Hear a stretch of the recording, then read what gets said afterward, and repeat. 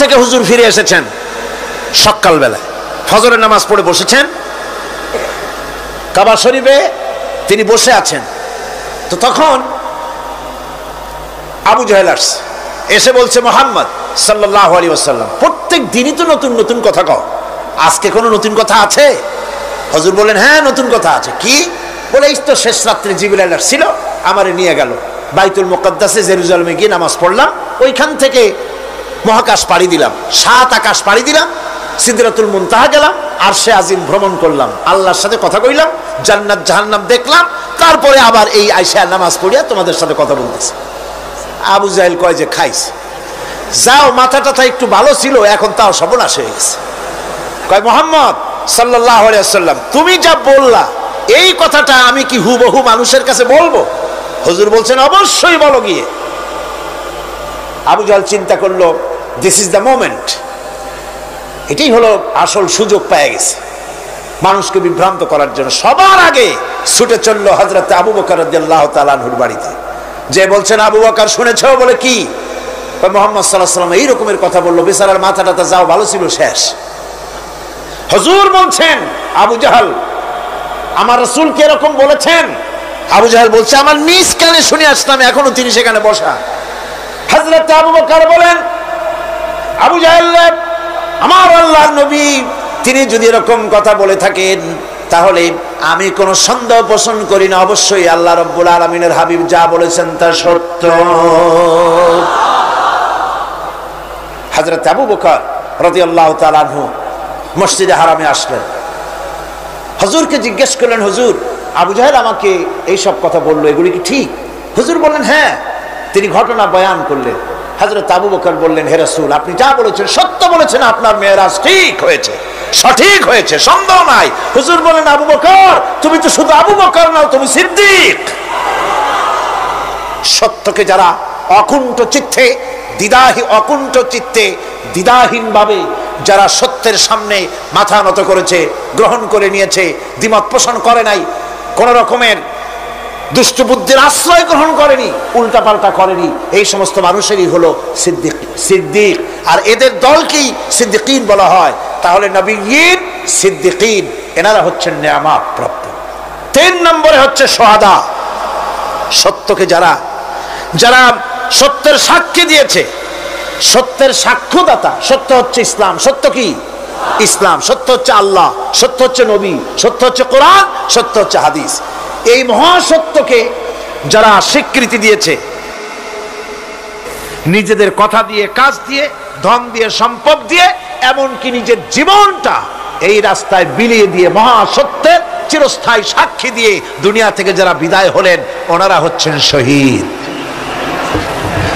আজ রাস্তাঘাটে শহীদ হয়, যার তার নামের আগে শহীদ বসায় দেয়। শহীদ এত সোজা জিনিস নয়।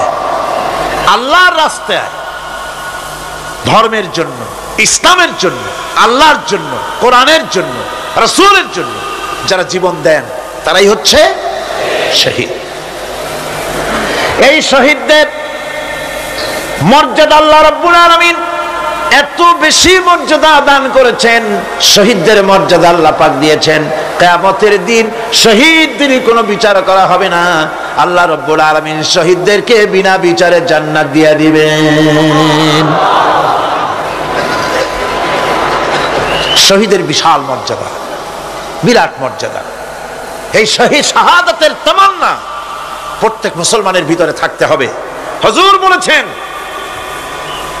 শহীদি মওতের যন্ত্রণা পিঁপড়ায় কাটার যন্ত্রণার চাইতে বেশি কিছু নয়। শাহাদাত হচ্ছে এপারে মওত আর ওপারে আল্লাহর সঙ্গে দেখা হয়ে যাবে। শহীদি মওত হচ্ছে আল্লাহর সঙ্গে দেখা করার একটা সেতু বন্ধন, একটি সেতু, একটি ব্রিজ, একটা পুল, একটা সাঁকো। এপারে দুনিয়া, ওপারে আল্লাহ পাকের সঙ্গে দেখা হবে। সুবহানাল্লাহ।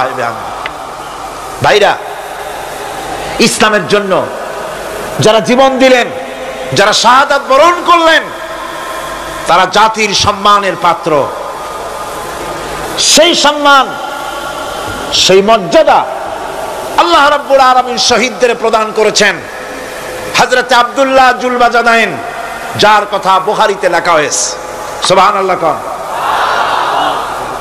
যুবক মানুষ ইসলাম কবুল করেছেন। ইসলাম কবুল করতে গিয়ে বাড়ি ঘর জায়গা জমি কিছুই ছিল না। ছোট্ট অবস্থায় বাবা মারা গেছে, চাচার ঘরে লালিত পালিত হচ্ছিলেন। এরপরে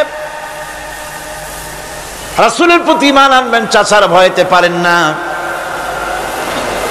হুজুর হিজরত করলেন। আব্দুল্লাহ তার নাম ছিল, আব্দুল উজ্জা। তিনি চলে গেলেন চাচার কাছে। চাচা গো, মুহাম্মদ সাল্লাল্লাহু আলাইহি ওয়াসাল্লাম আল্লাহর নবী, ব্যাপারে তোমার মত কি? তিনি বলেন, আমারও তো তাই মনে হয়। যদি তাই মনে হয় তার উপর ঈমান আনবেন কিনা? চাচা বলে, না, কখনো ঈমান আনবো না। ভাতিজা বলতেছেন, চাচাজি, বছরের পর বছর ধরে অপেক্ষা করতেছিলাম, আমি আপনার অধীনে আছি বলে ইসলাম কবুল করতে পারি নাই। আমার ইচ্ছা ছিল আপনি আগে করবেন, তারপরে আপনাকে দেখা দেখি আমি করব।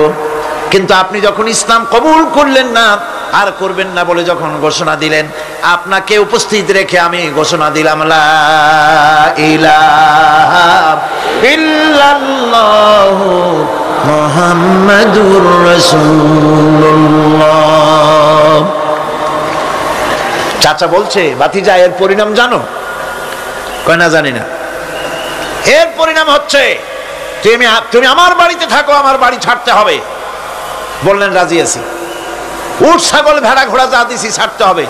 বলছে, রাজি আছি। চাচা বলছে, শুধু তাই নয়, পরনে যে লুঙ্গি আছে, গায়ে যে জামা আছে, আমার পয়সার লুঙ্গি জামা ছাড়তে হবে। ভাতিজা বলছে, ঈমানের জন্য যা চাও সব ছাড়িয়ে দেব। জামা লুঙ্গি খুলে ফেলে দিয়ে দিলেন। হাদিস। তিনি চলে গেলেন মায়ের কাছে ওই অবস্থায়। মা এই যুবক ছেলেকে উলঙ্গ অবস্থায় দেখে 2 হাত দিয়ে নিজের চোখ চেপে ধরেছেন। বাবা, তোমার এই অবস্থা কেন? ছেলে বলছেন, মা, ঈমান আনার কারণে আমার এই অবস্থা হয়েছে। মা বলে, বাবারে, কি চাও আমার কাছে? আব্দুল উজ্জা বলছে, মা, কিচ্ছু চাই না, একটুখানি কাপড় আমারে দাও, আমি বিশ্ব নবী মুহাম্মদ সাল্লাল্লাহু আলাইহি ওয়াসাল্লামের খেদমতে যেতে চাই। মায়ের কাছে পুরানা কম্বল ছিল, কম্বলটা তিনি দিয়ে দিলেন। হযরতে, এখনো তো সে মুসলমান হয়নি, ওই কম্বলটা ছিঁড়ে নিয়ে 2 টুকরা করে কম্বলটা পরলেন, আদাটা, তাতে করে হাঁটু ঢাকে না, আর একটা কোন রকম গায়ে দিলেন। এরপরে হেঁটে হেঁটে কষ্ট করে মদিনায় চলে গেলেন।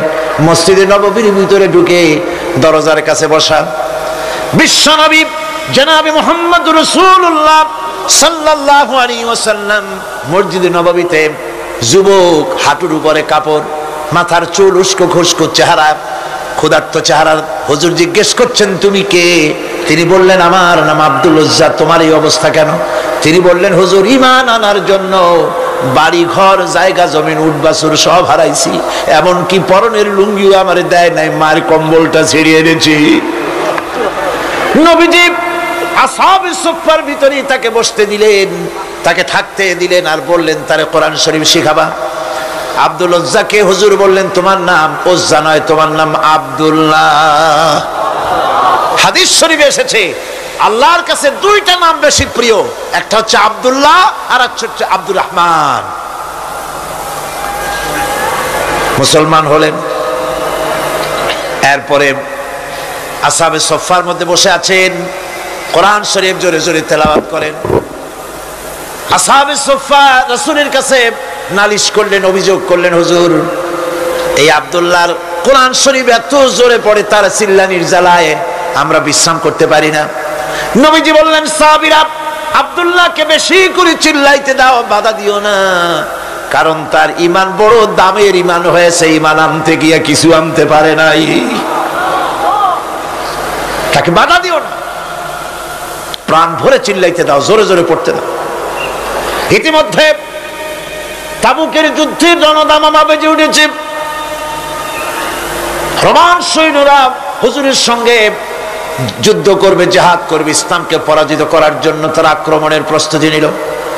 নবীজি রোমানদের সঙ্গে লড়াই হবে বলে সাহাবায়ে কেরামদের কাছে সাহায্য চাইলেন। যার কাছে যা আছে অস্ত্রপাতি জমা করো, টাকা দাও, পয়সা দাও। সবাই মিলে দিতে লাগলেন। দিতে দিতে মহিলারা গলার হার, নাকের ফুল, কানের দুল হুজুরের সামনে স্তূপ হয়ে গেছে, টাকা কড়ি সোনা দানা সব শুদ্ধ। হুজুর বলছেন, সাহাবীরা সবাই তো সব জিনিস দিলে, আমার আবু বকর রে দেখি না কেন? হযরত আবু বকর রাদিয়াল্লাহু তাআলা আনহু একটা পিলারের আড়ালে দাঁড়ানো ছিলেন। হুজুরের ডাক শুনে তিনি আসলেন, হাতে ছোট্ট একটা থলি, চোখে পানি। থলিটা হুজুরের হাতে তুলে দিলেন। হুজুর থলি ছাড়লেন, দেখা গেল কয়েকটা দিরহাম আর কয়েক কেজি গম, আর কিছু নাই। হুজুর তাকালেন, দেখছেন আবু বকর রাদিয়াল্লাহু তাআলা আনহু চোখের পানিতে দাড়ি ভিজে ভিজে পড়তেছে। হুজুর বললেন, আমার সাহাবীরা, আজ তোমরা সকলে মিলে যে দান করেছো, সেই দানের তুলনায় আবু বকর যে দান করেছে আল্লাহ রাব্বুল আলামিনের কাছে তা বেশি মূল্য হয়েছে। মনের মধ্যে অনেকের প্রশ্ন জাগলো, কেমন করে তা হলো? আমরা এত এত দিলাম। হুজুর জিজ্ঞেস করলেন, ও সাহাবী, তুমি কত দিয়েছো? বাড়ি কত আছে? তিনি বললেন, এত দিছি, এত আছে। তুমি কত দিয়েছো? কত রেখে এসেছো? প্রত্যেকে এরকম বলল। হযরতে ওসমান, হযরতে ওমর, হযরতে আলী রিদওয়ানুল্লাহ তাআলা আলাইহিম আজমাইন, তারাও বললেন, অর্ধেক এনেছি, অর্ধেক থুয়ে আসছি, 2 ভাগ এনেছি, 1 ভাগ রেখে আসছি। সব শেষে নবীজি হযরত আবু বকর রাদিয়াল্লাহু তাআলা আনহুকে প্রশ্ন করলেন, আবু বকর, তুমি কি এনেছো আর বাড়ি কি রেখে এসেছো? হযরত আবু বকর বলেন, ইয়া রাসূলুল্লাহ, ইয়া হাবিবাল্লাহ, আমার বাড়িতে জাগতিক সম্পদ বলতে যা বুঝায় সবটুকু এনে নবীজির কদম মোবারকে দান করে দিয়েছি। আবু বকরের ঘরে এখন আল্লাহ আর তার রাসূল ছাড়া কোনো জিনিস বাকি নাই, যা ছিল সব এনেছি। হুজুর জিহাদে রওনা হলেন 30,000 সৈন্য সাথে, 30 সহস্র সৈন্য নিয়ে নবীজি তাবুকের দিকে চললেন। পথের মধ্যে হযরত আব্দুল্লাহ এসে হুজুরের সামনে দাঁড়ায় গেছেন। আব্দুল্লাহ এসে বলেন, ইয়া রাসূলুল্লাহ, একটু দাঁড়ান। এই জিহাদে মেয়ে লোক, পুরুষেরা, সাহাবীরা সবাই প্রাণ ভরে দান করলো, কিন্তু আমি এমন এক বান্দা, আল্লাহর কিছুই দিতে পারলাম না। আমার তো দেওয়ার মতো কিছুই নাই হুজুর, আমার দেওয়ার মতো কিছুই নাই।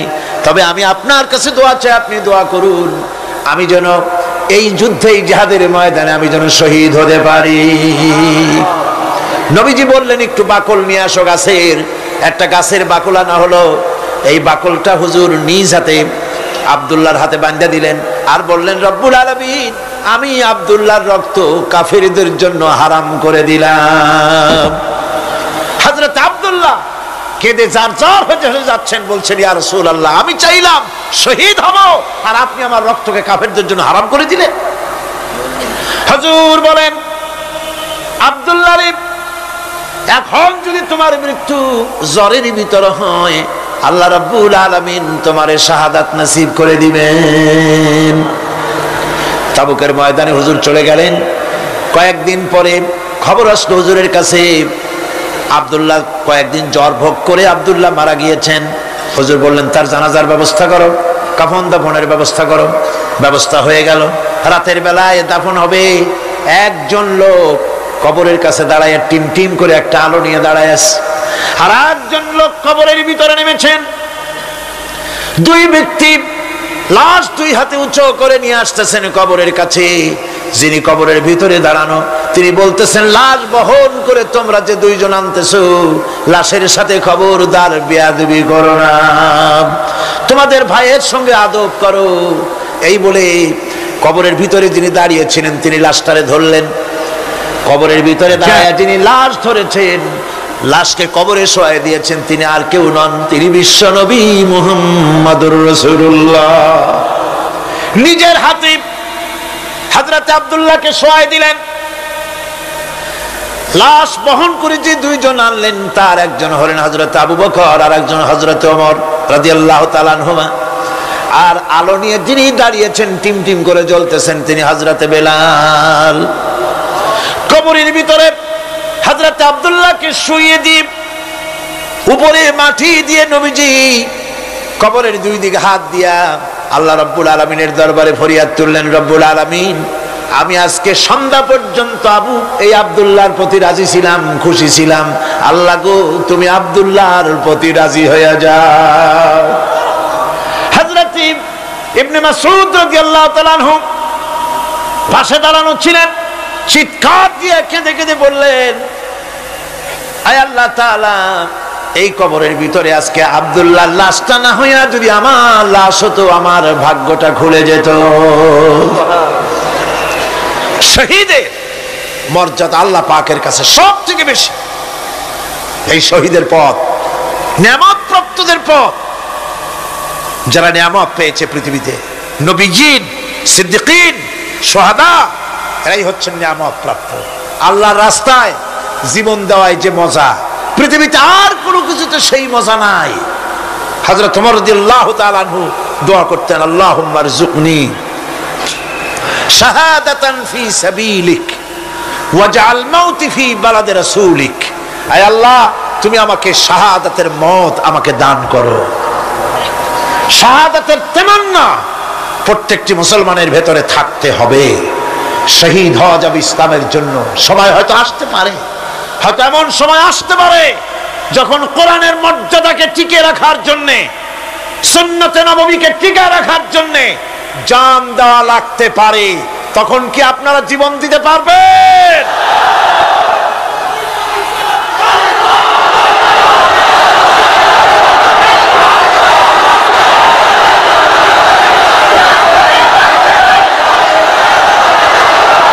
এরপরে চতুর্থ নম্বরে হচ্ছে সালিহিন। চতুর্থ নম্বরে কি?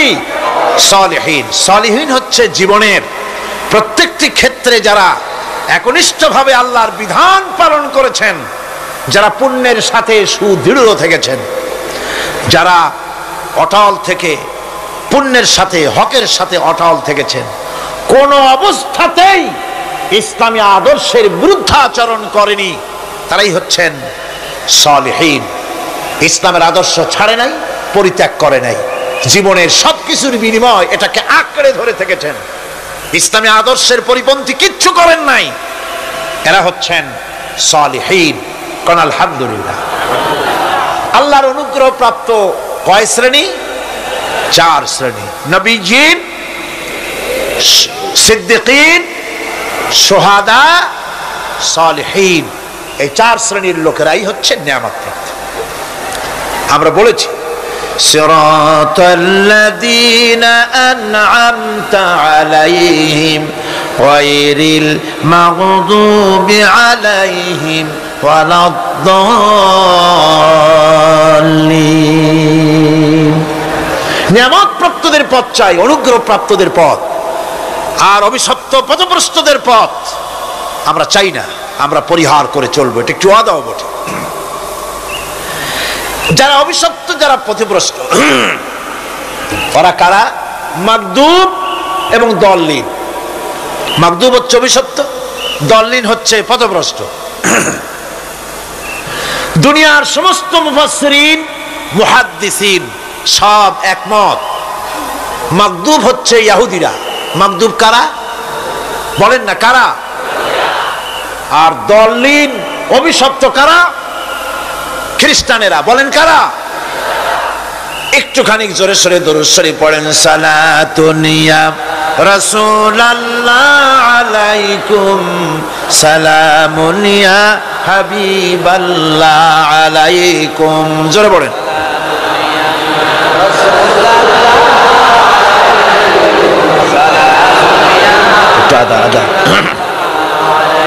সালাতুন ইয়া রাসূলুল্লাহ।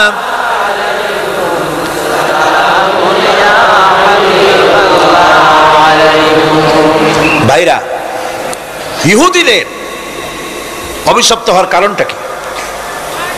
আল্লাহ রাব্বুল আলামিন বলেন, শোনো কারণ কি।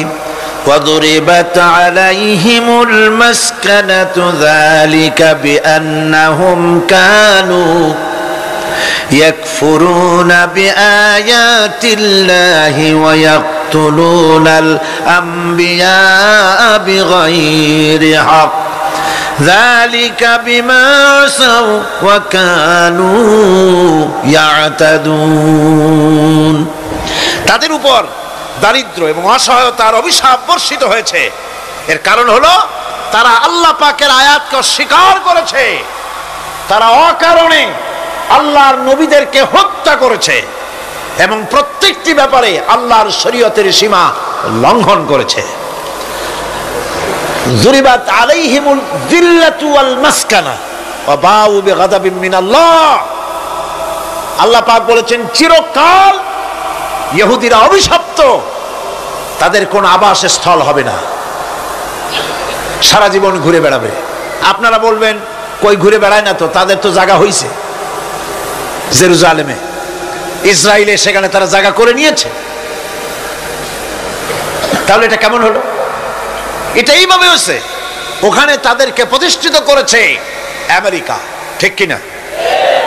আল্লাহ পাক কোরআন শরীফের মধ্যে বলেছেন যদিও মানুষের সাহায্যে কোনো জায়গায় তাদেরকে আল্লাহর ইচ্ছায় অথবা মানুষের সাহায্যে কোথাও যদি জায়গা হয়ও, অপমানের জীবন যাপন করতে হবে সারাটা জীবন কিয়ামত পর্যন্ত, দুঃখে দুঃখে মরতে হবে, দেশে দেশে ঘুরে বেড়াতে হবে ভিক্ষুকের মতো।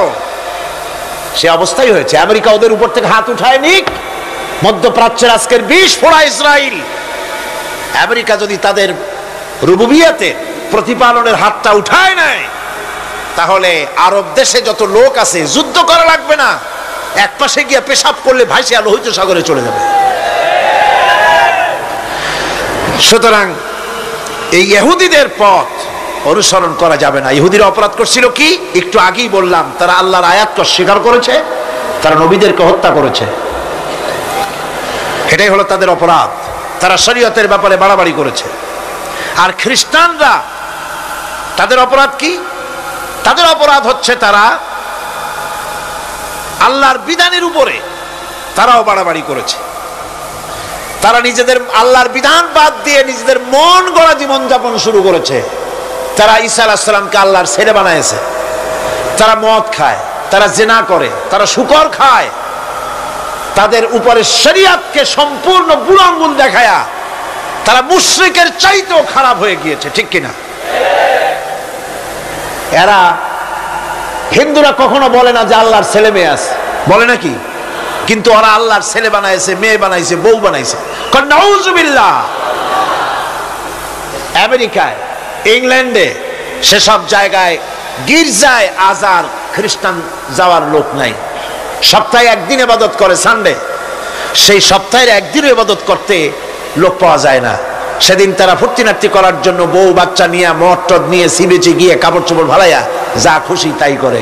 তারা মসজিদে আসে না, কি বলে, গির্জায় যায় না। ফলে আমার নিজের চোখে দেখেছি বহুত গির্জা এমন আছে যার সামনে লেখা আছে ফর সেল, বিক্রয়ের জন্য।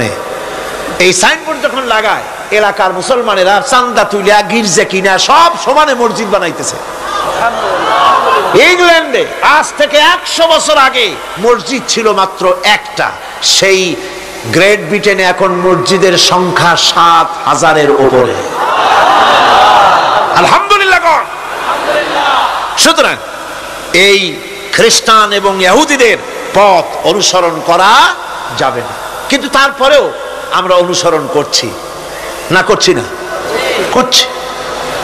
বিশ্বকবি, কবি সম্রাট আল্লামা ডক্টর ইকবাল रहमतुल्लाह अलैहि सुंदर करे बोलेছেন वदर में हो तुम नसारा तू तमद्दुन में हनूद वदर में हो तुम नसारा तू तमद्दुन में हनूद ये मुसलमान है जिन्हें देख के शर्माए यहूद चल चलने हिंदू তুমি বেশভূষাতে খ্রিস্টান মুসলমান এই যারে দেখে ইহুদ করে লজ্জা জ্ঞান। তুমি নাকি মুসলমান?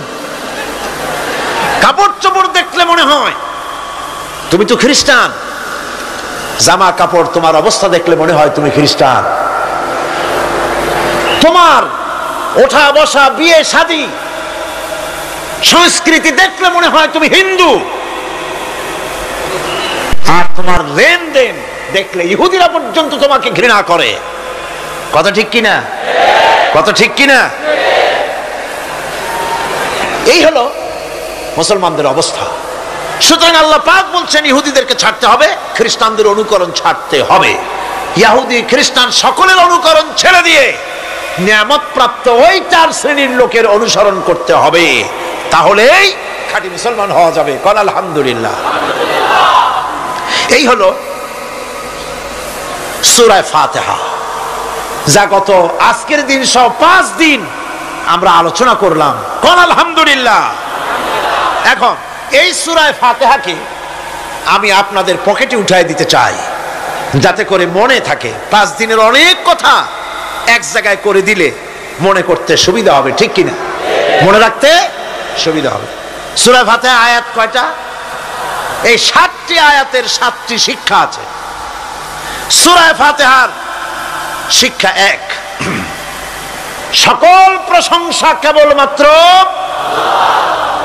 হাদিস শরীফে এসেছে, ইদা মুদিহাল ফাসিকু ইহতাজ্জাতিল আরশ। যখন কোন ফাসিকের প্রশংসা করা হয়, যে ব্যক্তি নামাজ পড়ে না, রোজা করে না, দিন মানে না, ঈমান নাই, চরিত্র নাই, এমন লোককে যখন প্রশংসা করা হয়, আল্লাহ পাকের আরশ গোসায় থরথর করে কাঁপতে থাকে। সুতরাং সমস্ত প্রশংসা হবে কার? পার্লামেন্টে যখন বাজেট বক্তৃতা হলো, বাজেটের উপরে 39 ঘন্টা আলোচনার সুযোগ এলো। আমি দেখলাম প্রত্যেকেই আলোচনার সময় বলছেন, আমি স্মরণ করছি সহস্র বছরের অমুক, শ্রেষ্ঠ অমুক, আমার নেতা অমুক, এভাবে বলছে। প্রত্যেকেই দাঁড়িয়ে বলছে, আমি স্মরণ করি অমুক আর তমুক। আমি খুব চিন্তায় পড়ে গেলাম, আহারে, পৃথিবীর 2য় বৃহত্তম মুসলিম দেশ, আমার আল্লাহর নাম উঠছে না। আমি সময় পেলাম 25 মিনিট। তথ্য মন্ত্রণালয়ের কলিজা তো পুঁটি মাছের মতো বড়, সেই জন্য আমার বক্তব্য তারা দেয় নাই। ওই 25 মিনিটে আমি যে আলোচনা করেছি, আমি প্রথম দাঁড়ায়া আমার তৃপ্তি, মনে হয় এই রকমের তৃপ্তি আমার কখনো নিকট বর্তমানে কোনোদিন হয়েছে কিনা আল্লাহ জানে। ওই দিন আমি যা তৃপ্তি পেয়েছি, আমি দাঁড়িয়ে বললাম নাহমাদু নুসাল্লি আলা হামদু সানা কুইয়া। তারপরে বললাম, আমি স্মরণ করছি হৃদয়ের সবটুকুন আবেগ উজাড় করে, জীবনের সব শ্রদ্ধা একত্রিত করে আমি স্মরণ করছি। যখন বলছি, দেখি 2 দিকের মানুষ হতচকিত হয়েছে, কার নাম কই? আমি বললাম, আমি স্মরণ করছি বিশাল ওই আকাশের মালিক, বিস্তীর্ণ এই জমিনের মালিক, কুল কায়নাতের মালিক আমার আল্লাহ রাব্বুল আলামিনকে স্মরণ করছি।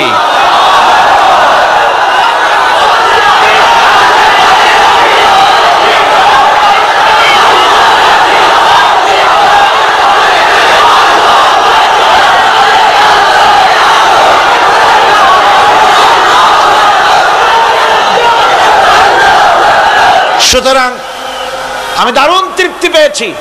আপনাদেরকেও বলি, প্রশংসা হবে কেবলমাত্র আল্লাহ পাকের।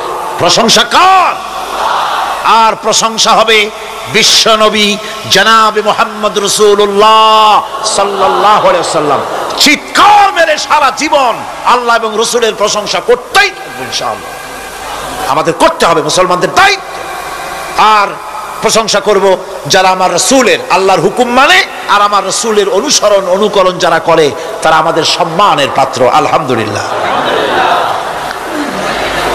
2, শেষ বিচারের একমাত্র মালিক হচ্ছেন আল্লাহ পাক। সূরা ফাতিহার 2য় শিক্ষা, শেষ বিচারের দিন, ডে অফ জাজমেন্ট, শেষ বিচারের দিনের মালিককে একচ্ছত্র অধিপতি আল্লাহ রাব্বুল আলামিন। যেদিন কেউ কথা বলতে পারবে না আল্লাহ পাকের নির্দেশ ছাড়া, সেই হাসরের মাঠের একচ্ছত্র মালিক আল্লাহ পাক। সুপ্রিম কোর্টের সুপ্রিম কোর্ট, সমস্ত জাস্টিসদের জাস্টিস হবেন আল্লাহ সুবহানাহু ওয়া তাআলা। এটা হলো 2য় শিক্ষা, মনে রাখতে হবে। সেদিন আল্লাহ পাক তিনি বিচার করবেন, কঠিন বিচার হবে সেদিন, এটা মনে রাখতে হবে। 3 নম্বরের শিক্ষা হচ্ছে সূরা ফাতিহার শিক্ষা নাম্বার 3, জীবনের সকল ক্ষেত্রে গোলামি, আনুগত্য, দাসত্ব একমাত্র কেবলমাত্র শুধুমাত্র আল্লাহ রব্বুল আলামিনের। গোলামি কার হবে? চিল্লায়া বলেন, কার হবে? 3। 4 নম্বরে সাহায্য চাইতে হবে কেবলমাত্র কার কাছে? আল্লাহ পাকের কাছে। 5, হেদায়েতের গ্রন্থ হিসাবে গ্রহণ করতে হবে আল্লাহ পাকের কোরআনে কারীমকে। 6, অনুসরণ করতে হবে কেবলমাত্র নবীয়িন, সিদ্দিকিন, শুহাদা, সালেহিনদেরকে। 7, জীবনের সকল স্তর থেকে ইহুদি এবং নাসারাদের প্রভাব মুক্ত করতে হবে নিজের জীবনকে। ইহুদি, নাসারা, আল্লাহ বিরোধী যারা মুশরিক, নাস্তিক, মুরতাদ, এই সবগুলি থেকে নিজেকে মুক্ত করতে হবে। গোলামি হবে কেবলমাত্র আল্লাহ পাকের।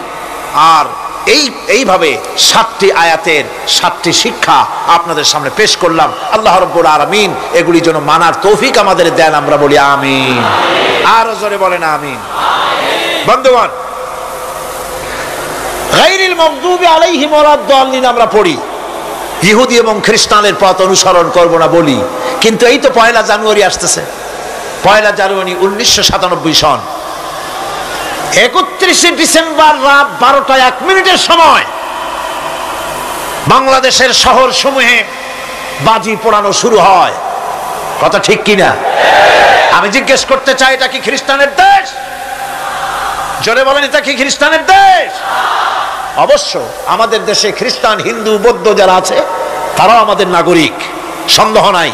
কিন্তু এই দেশ হচ্ছে পৃথিবীর 2য় বৃহত্তম মুসলিম দেশ। খ্রিস্টানেরা নববর্ষ উদযাপনের জন্য বাজি পোড়াক, ফুর্তি করুক, যা বললায় তাই করুক, কিন্তু একজন মুসলমান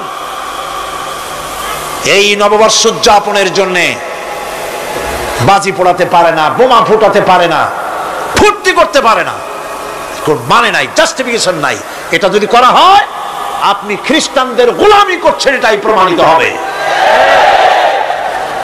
1 বৈশাখ নববর্ষ উদযাপন করা হয় আমাদের দেশে। আজ 2-4 বছর ধরে শুরু হয়েছে 1 বৈশাখ উদযাপন করা। 1 বৈশাখে সকাল বেলায় বাসন্তী রঙের শাড়ি পরে সারা রাত রাস্তায় আলপনা এঁকে রমনা লেকের পাশে গিয়ে যুবতী আর যুবকরা বাসন্তী রঙের শাড়ি পরে সূর্য উদয়ের পানে করজোড়ে সেদিকে তাকিয়ে বলে, এসো হে নববৈশাখ, স্বাগতম হে। বৈশাখ বলে, বাবাজিরা আমারে ডাকতেছো? ওয়েট এন্ড সি, অপেক্ষা করো, আসতেছি। যে বৈশাখকে ডাকা হলো, স্বাভাবিক বৈশাখ কাল বৈশাখী রুদ্র রূপ ধারণ করে 180 মাইল স্পিডে এসে বাড়ি ঘর কল কারখানা ভাঙ্গা জনমের মতো স্বাগতম হে।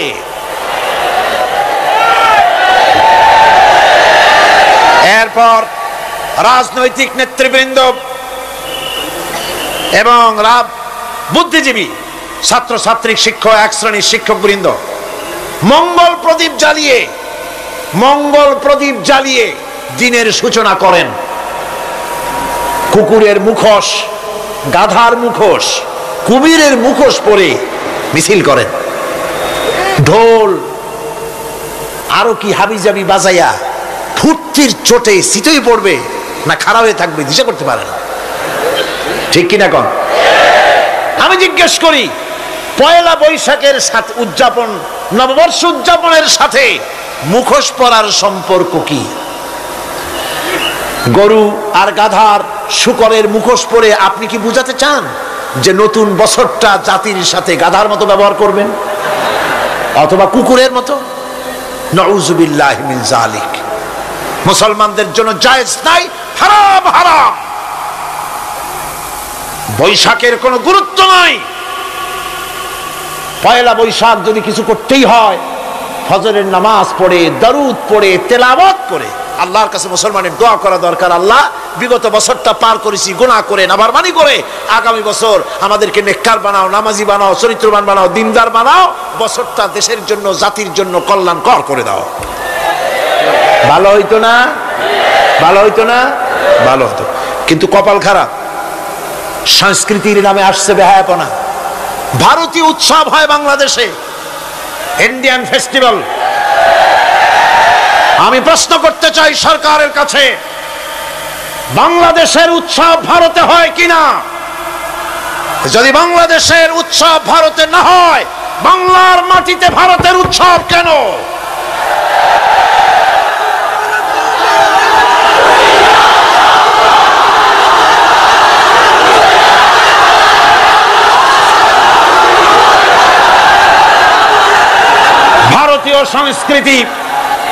ভারতীয় সংস্কৃতি মুসলমানদের জন্য এইডসের চাইতেও মারাত্মক। ওই সংস্কৃতির সাথে আমাদের কোনো মিল নাই। তেল আর পানি কোনোদিন মিশবে না। আমাদের সংস্কৃতি সম্পূর্ণ আলাদা, ঈমান ভিত্তিক, তাওহীদ ভিত্তিক সংস্কৃতি আমাদের। যুবতী মেয়েদেরকে এনে প্রতিদিন সপ্তাহে সপ্তাহে ডজনকে ডজন শিল্পী আনা হচ্ছে আমাদের দেশে, গায়িকা, নর্তকী। আমাদের দেশের ভাবমূর্তিকে নষ্ট করা হয়েছে। গান বাজনার দিকে উঠে পড়ে লেগে গিয়েছে জাতি আজ। এই জাতির দুর্ভাগ্য কোথায় গিয়ে ঠেকবে আল্লাহ পাক জানেন। আমরা মুসলমান, আমাদের উন্নতি, আমাদের উরুজ, আমাদের জওয়াল, আমাদের উন্নতি আর আমাদের অবনতি কিসে হবে? বিশ্বকবি বলছেন, তুঝে বাতাও তকদীরে উমম ক্যা হ্যায়, তুঝে বাতাও তকদীরে উমম ক্যা হ্যায়, শমশির ও সনা আউয়াল তাউস और বাবাগীর। এসো, এ জাতির অগ্রগতি আর উন্নতির ইতিহাস তোমারে শোনাই। এ জাতির হাতে যতদিন ছিল তরবারি, এ জাতির হাতে যতদিন ছিল কোরআন, গোটা পৃথিবী তার পায়ের উপরে চুমা খেয়েছে। আর যেদিন কোরআনের পরিবর্তে জাতির হাতে এসেছে তানপুরা, বেহালা, ঢোল, সারিন্দা, নারিন্দা, সারেগামা, পাদানিসা, তখনই কপাল পুড়েছে জাতির।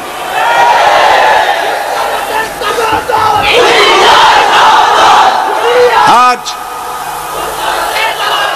আমাদের দেশে স্বাধীনতার রজত জয়ন্তী উদযাপন হয়েছে, শুধু গান আর গান, নাচ আর নাচ। সরকারের কোটি কোটি টাকা খরচ হয়েছে। স্বাধীনতার জন্য তো উৎসব করবই। স্বাধীনতা থাকলে আমরা থাকবো, স্বাধীনতা না থাকলে আমরা গোলাম হয়ে যাব, ঠিক কিনা? কিন্তু আমার পদ্ধতি আলাদা, আমার ইসলামের পদ্ধতি আলাদা। আমরা হিন্দুর মতো, খ্রিস্টানের মতো নাচতে পারি না, গাইতে পারি না, ঢোল বাজাতে পারি না। বিজয় এলে কি করবেন আল্লাহ শিখাই দিয়েছেন। কে শিখিয়েছে?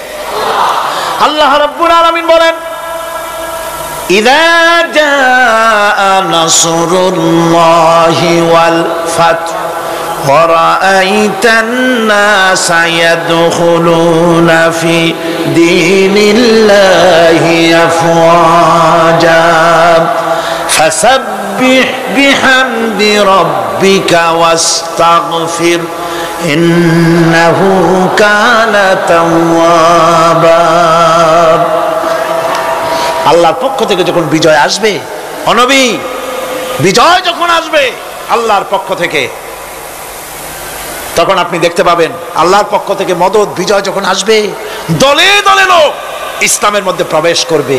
এই বিজয় দেখে আপনি কি করবেন? আপনার জন্য দায়িত্ব তখন ফাসাব্বিহ বিহামদি রাব্বিকা ওয়াস্তাগফির ইন্নাহু কানা তাওয়াবা। আপনি বেশি করে ইস্তেগফার করুন, বেশি করে তাসবিহ পড়ুন।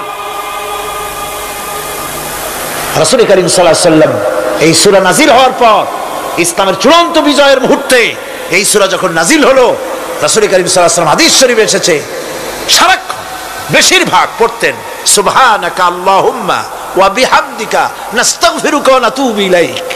সুবহানাকা পড়েন, সুবহানাকা আল্লাহুম্মা ওয়া বিহামদিকা নাস্তাগফিরুকা ওয়া নাতুবু ইলাইক। রাসূল করিম সাল্লাল্লাহু আলাইহি ওয়াসাল্লামকে হযরত আয়েশা সিদ্দিকা রাদিয়াল্লাহু তাআলা আনহা জিজ্ঞেস করেছেন, হুজুর আপনি এখন এই দোয়াটা এত বেশি বেশি করতেছেন কেন? হুজুর বলেছেন, এটা আমাকে পড়তে বলা হয়েছে, আমাকে ইস্তেগফার করতে বলা হয়েছে, আমাকে তাসবিহ করতে বলা হয়েছে। অর্থাৎ বিজয়ে বিনয়ী হও, স্বাধীনতা দেন আল্লাহ, টিকায় রাখার মালিকও সে আল্লাহর প্রতি রুজু হতে হবে, মাথা নত করতে হবে। ঢোল বাজায় জাতির স্বাধীনতা রক্ষা করা যাবে না। গান গে নাটক করে ভারতীয় সংস্কৃতির উলঙ্গ বেহায়া নর্তকী এনে বাংলাদেশের স্বাধীনতা রক্ষা করা যাবে না। স্বাধীনতা রক্ষা করতে পারবে ইমানদার সাহসী সরকার। ইমানদার হতে হবে, সাহসী হতে হবে। স্পষ্ট করে ভারতকে জানিয়ে দিতে হবে, বাংলাদেশের বুকের উপর থেকে ট্রানজিট দেওয়া হবে না, হবে না, হবে না।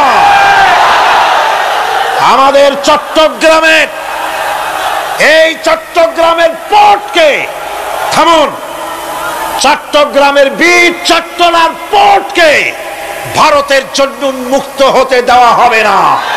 এদেশের লক্ষ লক্ষ মানুষের জীবন যেতে পারে, ভারতকে ট্রানজিট দেব না। ভারতকে ট্রানজিট দেওয়ার অর্থ হলো ভারতের সেনাবাহিনীকে বাংলাদেশকে ওয়েলকাম করা, ভারতের ডেঙ্গু জ্বর তাদের এইডস রোগ বাংলাদেশে আমদানি করা, বাংলাদেশকে ভুটান সিকিমের মতো ভারতের গোলাম বানিয়ে দেওয়া।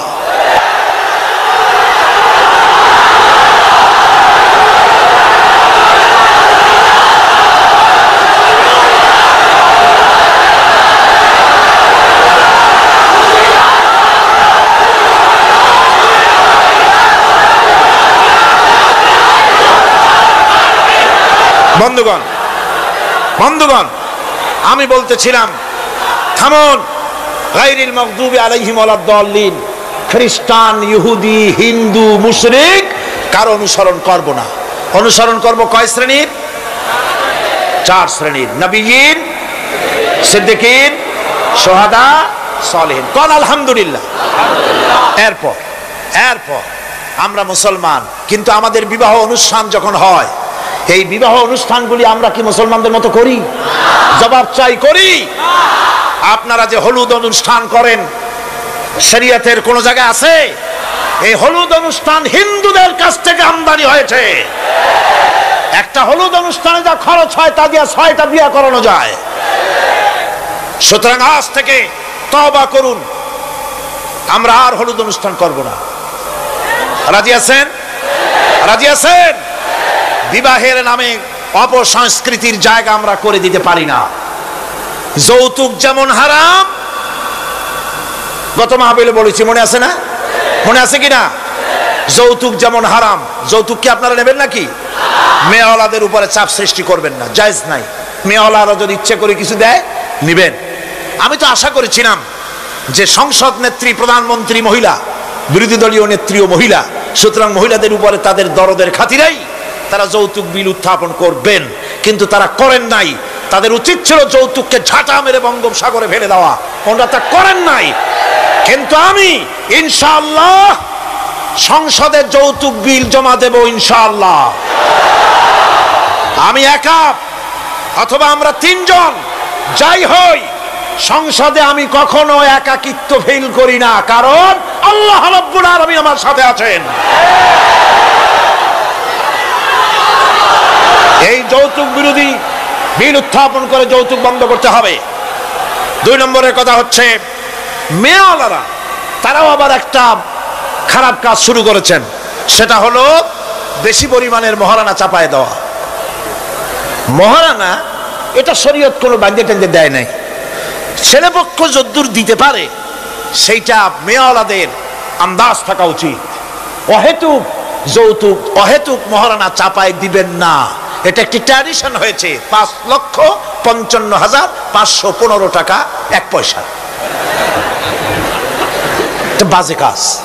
11 লক্ষ, হ্যাঁ, যদি ছেলেওয়ালা দেওয়ার মতো হয়, স্ত্রী দেন না, কোনো ক্ষতি নাই। আল্লাহ তো কোরআন শরীফে বলেছেন, তোমার বউরে যদি তুমি পাহাড় সমান সম্পদ দাও, কণা মাত্র ফিরায় নিও না। সুবহানাল্লাহ। আর মহারানার টাকাকে ফরজরূপী দায়িত্ব হিসাবে আদায় করে দাও, কাজেই যে মহারণা আদায় হতে পারে এই রকমের মহারণা দেওয়া উচিত। অতিরিক্ত চাপাই দিবে, দিতে পারবে না, কিয়ামতের দিন ওই পুরুষটাকে আল্লাহর দরবারে জেনাকারের কাতারে দাঁড়াতে হবে। আমাদের বিবাহ সম্পর্কে এই কথাটা বললাম, মনে রাখবেন, যৌতুক নিবেন না, আর অতিরিক্ত মহারণার বোঝাও চাপাই দিবেন না, তবে যা দিতে পারে সেই রকমই আপনারা দিবেন।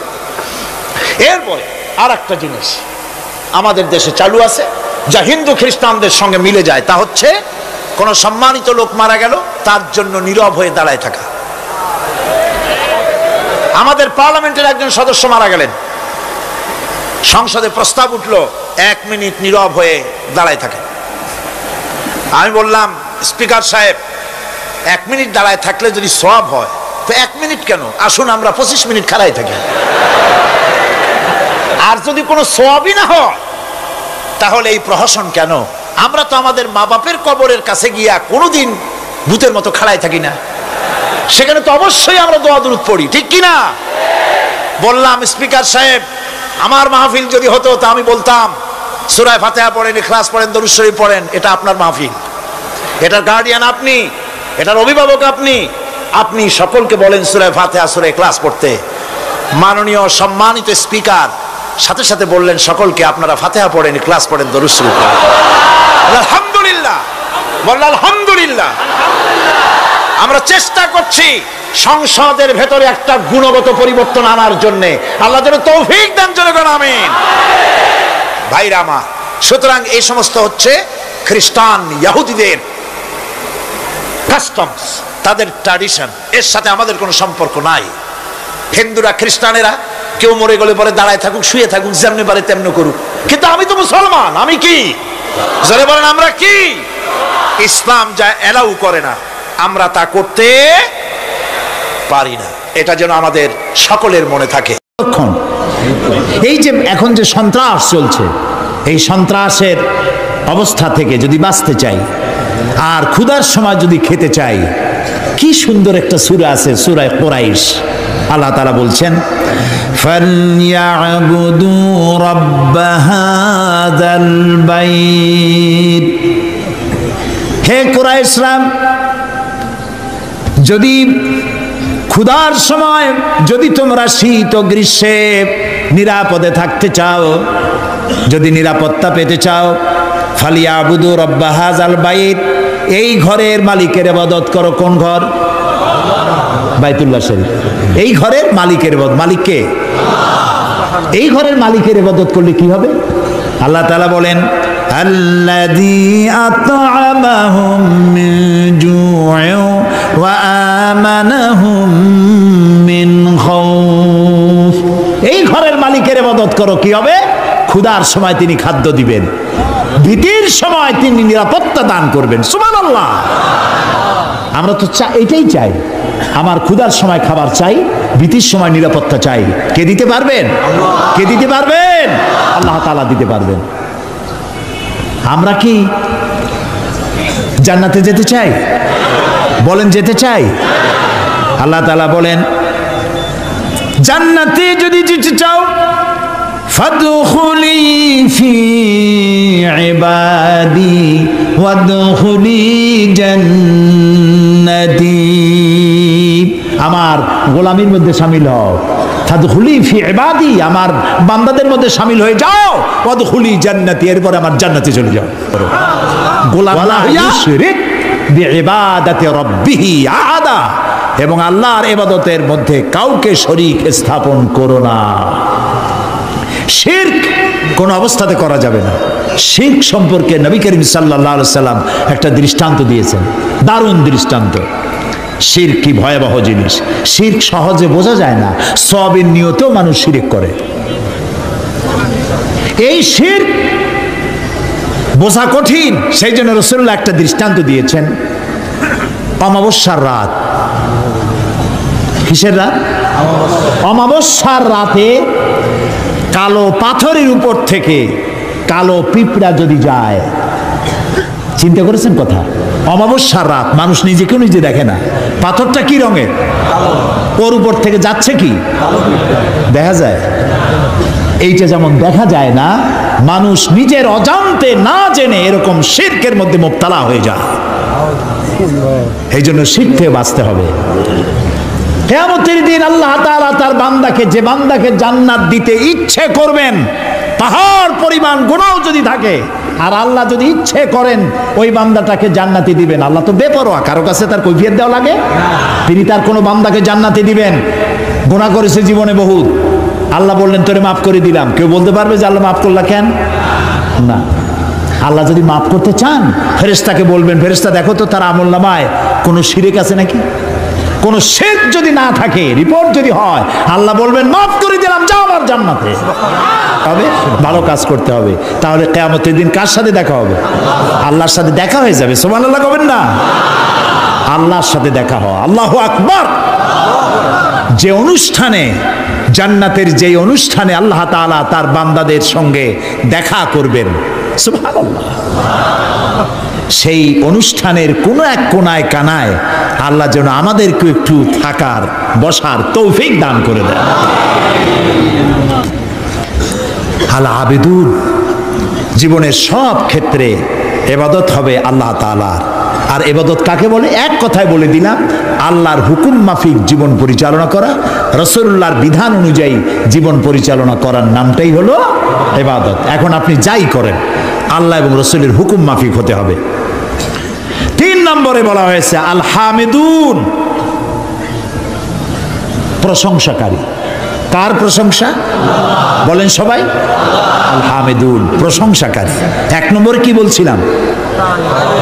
তওবাকারী। 2 নম্বরে কি বললাম? ইবাদতকারী। 3 নম্বরে প্রশংসাকারী। প্রশংসা কার হবে? আল্লাহর। আল্লাহ আল্লাহ আল্লাহ আল্লাহ, তিনি ছাড়া প্রশংসা কারো হতে পারে না। আল্লাহ তাআলা কোরআনে শুরুই করেছেন নিজের প্রশংসা দিয়ে। সুবহানাল্লাহ। আলহামদুলিল্লাহি রাব্বিল আলামিন। পড়েন সবাই, আলহামদুলিল্লাহি রাব্বিল আলামিন। সমস্ত প্রশংসা, যাবতীয় প্রশংসা আল্লাহর জন্য। তার প্রশংসা করব না তো কার প্রশংসা করব? কোন হুজুর ফু দিয়া গ্লাস ফাটাইলো, কোন হুজুরে বাংলাদেশে বসে মক্কা শরীফের কুত্তা খেদাইলো, পুকুরে আগুন জ্বালাই দিল, ওগুলো আমার জানার দরকার নেই। এই প্রশংসা করার কোনো দরকার নেই। প্রশংসা করবো আল্লাহ এবং তার রাসূলের। সুবহানাল্লাহ। এটাই মুমিনের কাজ। আল্লাহর প্রশংসা করতে করতে জীবনটা শেষ হয়ে যাবে মুমিনের। সর্বক্ষেত্রে আল্লাহর প্রশংসা। কোনটার প্রশংসা করে শেষ করতে পারবেন? এই যে 2টা চোখ আল্লাহ দান করলেন, এই 2টা চোখের প্রশংসা করে শেষ করতে পারবেন? আরে এই চোখ 2টা যদি না থাকতো আমি আমার মায়েরে দেখতাম না। এই একটা জিহ্বা টেস্ট মেশিন। দেখছেন কত রকমের টেস্ট একটা জিহ্বায়। পালং শাক, পুঁই শাক, লাল শাক, কলার শাক, মোটর শাক, এক একটা মজা আলাদা পান না একরকম? রসগোল্লার মজা একরকম, জিলিপির মজা আর এক রকম, ছানারটা আর এক রকম, চমচম আর এক রকম, পুঁটি মাছ একরকম, কই মাছ আর এক রকম, ইলশা মাছ আর এক রকম, ঠিক কিনা? মুরগির গোস্ত একরকম, গরুর গোস্ত আর এক রকম। হাজারো খাদ্যের টেস্ট একটা জিহ্বা দিয়া। সুবহানাল্লাহ। সেই জিহ্বা 32টা শত্রুর মধ্যে থাকে। কয়টা শত্রু?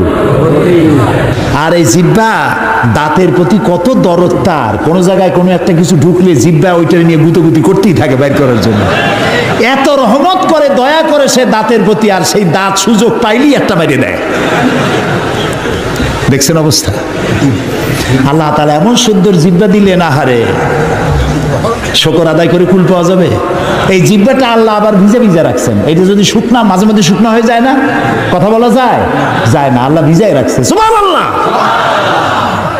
আল্লাহর প্রশংসা করেন। আল্লাহ কয় প্রশংসা করো, আমি তোমারে বাড়াইয়া দেবো।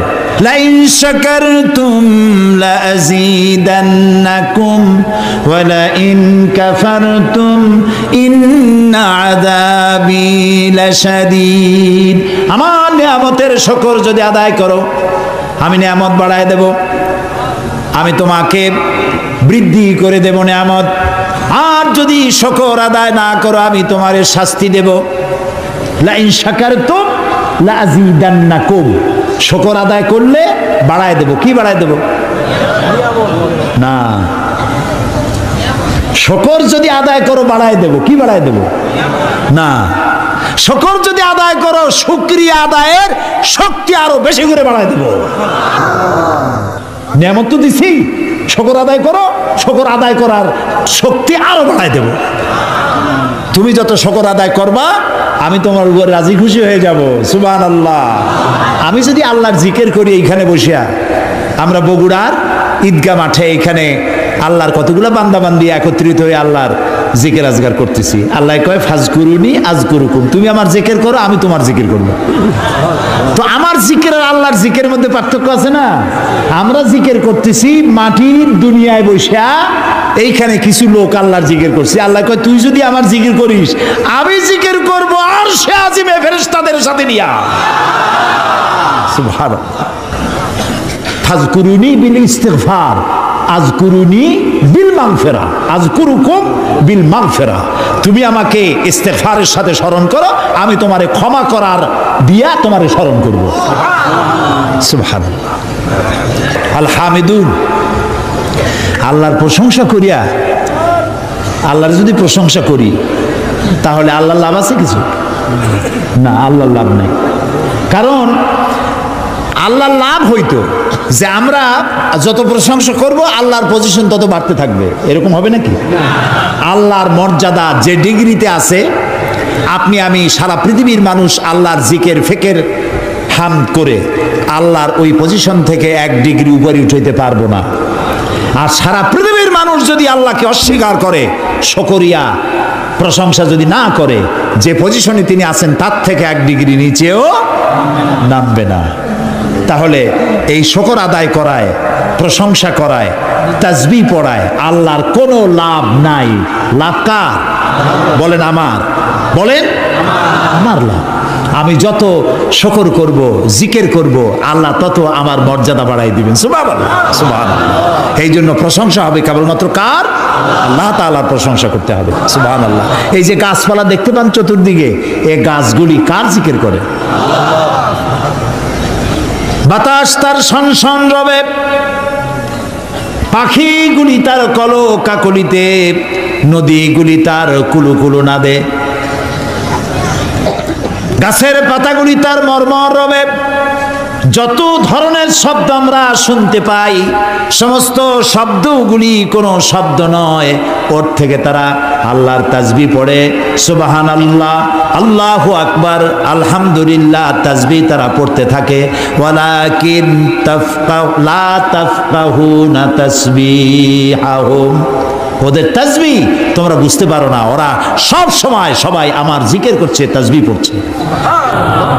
আল হামিদুন, সুতরাং তুমি আমার প্রশংসা করো, শুকরিয়া আদায় করো, তাহলে আমি তোমার নিয়ামত বাড়ায় দেব। প্রিয় ভাই সব, আল্লাহর এই নিয়ামতের শুকর আমরা যেন জীবনের সব ক্ষেত্রে করতে পারি, এ তৌফিক যেন আল্লাহ আমাদেরকে দান করে দেন। আমরা বলি আমিন। মুমিন ব্যক্তিদের জন্য 8টা কোয়ালিটি থাকতে হবে। 8টি কোয়ালিটি হলেই পরিপূর্ণ মুমিন হবে। কয়টা কোয়ালিটি?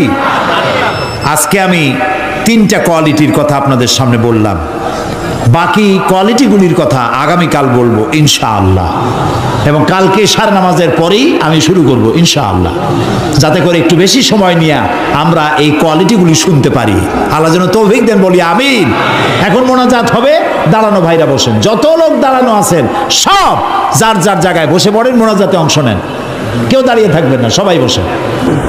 মাহফিলের মাঝখানে, মাহফিলের পাশে দাঁড়ানো ভাইদের বসতে বলছি, হাঁটতে বলি নেই। আর মোনাজাতের কথা শুনে যদি কেউ হাঁটে, তাকে চিন্তা করা দরকার আল্লাহর ফেরেশতাদের ক্যামেরায় আপনার ছবি কিভাবে উঠবে। জি, শুনতেছেন আমার কথা? মোনাজাতের কথা শুনে যদি উল্টা কেউ হাঁটে, আল্লাহর ফেরেশতাদের ক্যামেরায় তার ছবিটা উঠবে কিভাবে? মোনাজাতকে বর্জন করে অ্যাবাউট টার্ন করছেন। আল্লাহ রক্ষা করুন সকলকে, আমরা বলি আমিন। মোনাজাত কার কাছে? আল্লাহর কাছে। আমি বড় জোর 1-1.5 ঘন্টা কথা বলবো, এর বেশি নয়। সেই জন্য আপনার স্ত্রী, আপনার মেয়ে, আপনার বোন, আপনার মা সকলে আপনাদের মেয়েদেরকে এখানে পৌঁছায় দিবেন। একটা মা যদি ভালো হয়, একটা সংসার ভালো হয়ে যায়, ঠিক না ভাই? মা বোনদেরকে তাদের তো শোনার কোনো সুযোগ হয় না, মসজিদে যাইতে পারে না। কারা যে দেওয়ালে দেওয়ালে লেখে মহিলাদের মসজিদে যাওয়া হারাম, ঈদগাহ মাঠে যাওয়া হারাম, গণতন্ত্র হারাম, লং মার্চ হারাম, পার্লামেন্ট হারাম। মনে হয় তাদের কাছে একটা কিতাব আছে, কিতাবের নামটা হচ্ছে কিতাবুল হারাম। ওখানে হারাম ছাড়া কিচ্ছু নাই। গণতন্ত্র হারাম যারা বলে, এই জাহেলদেরকে জিজ্ঞেস করতে চাই, ক্ষমতা পরিবর্তনের জন্য গণতন্ত্র না থাকলে পদ্ধতি কি? কেমনে ক্ষমতা যাবে মানুষ? সরকারের পরিবর্তন কিভাবে হবে? সুতরাং আজকের যারা বোমাবাজ, যারা দেওয়ালে দেওয়ালে রাস্তায় রাস্তায় যারা লেখে গণতন্ত্র হারাম, এই বোমাবাজ ওই। শহরে যেখানে যেখানে লেখা আছে গণতন্ত্র হারাম, পুলিশের দায়িত্ব এগুলি রং দিয়ে মুছে ফেলো। এই ধরনের লেখা যারা লেখে গ্রেফতার করো। এরা জাতির দুশ্মন। কে তোমাকে শিখিয়েছে লং মার্চ হারাম? কে তোমাকে বলেছে গণতন্ত্র হারাম? কি এর বাইয়েনাত পত্রিকা হাবিজাবি জাহিল, লেখা জানে না, পড়া জানে না। হাবিজাবি রাস্তায় সব জায়গায় লিখে গেছে তাহাজ্জুদের নামাজ জামাতে পড়া হারাম, মেয়ে লোকের ঈদের জামাতে যাওয়া হারাম। আরে বেটা, রাসূলুল্লাহ সাল্লাল্লাহু আলাইহি ওয়াসাল্লাম ঈদের দিন মেয়ে লোকদেরকে ডেকে ডেকে ঈদের ময়দানে নিয়ে যেতেন। মহিলাদের যে অধিকার ইসলাম দিয়েছে, তোমাদের মতো জাহিলরা মেয়েদেরকে সে অধিকার থেকে বঞ্চিত করেছে। সুতরাং সতর্ক হতে হবে। দেওয়ালে কারা লেখে, রাতের বেলায় দেখতে হবে কারা লিখতে আসে, গ্রেফতার করো, পিটাইয়ে হাত ভেঙে দাও। এ দায়িত্ব আপনাদের না পুলিশের, আপনারা আবার হাত বাঁধতে চান না। আমি আগামীকাল বলবো ইনশাআল্লাহ।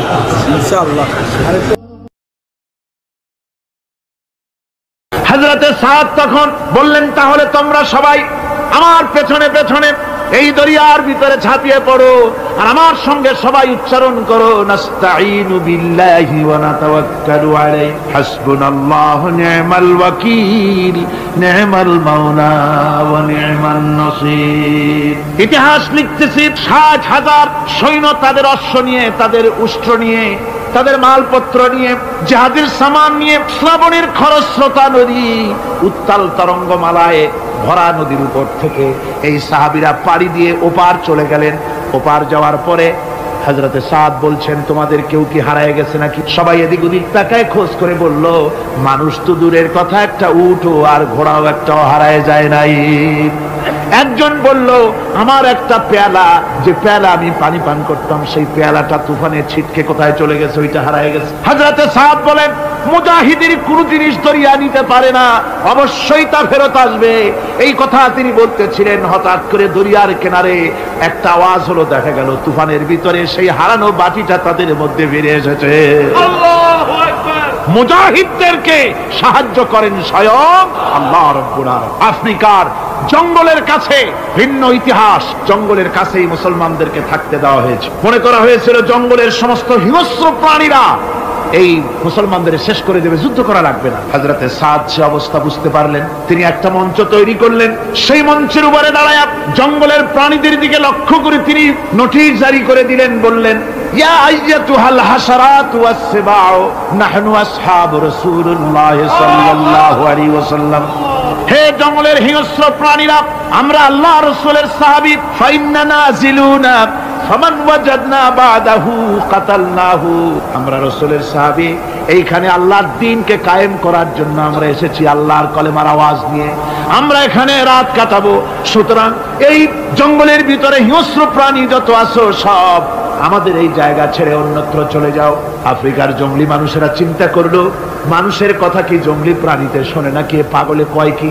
তারা তাকায় তাকায় দেখলো, হযরতে সাদের এই ঘোষণার পরে বাঘের কাতারে বাঘ, সিংহের কাতারে সিংহ, সাপের কাতারে সাপ, যার যার ডিম আর বাচ্চাগুলি মুখে কামড়ায়া সাহাবীদের এলাকা ছেড়ে দিয়ে তারা অন্যত্র চলে গেল।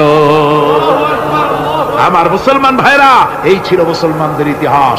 দিন প্রতিষ্ঠা করার কাজে মুসলমান এগোলে আল্লাহই মদত করেন। কে মদত করেন? বিশ্বকবি, কবি সম্রাট আল্লামা ইকবাল রহমতুল্লাহ আলাইহি বলেছেন, দশত দশত है दरिया भी न छोड़े हमने, दशत दश्त है दरिया भी न छोड़े हमने, बहर जुल्मत पे दौड़ा दिए घोड़े हमने।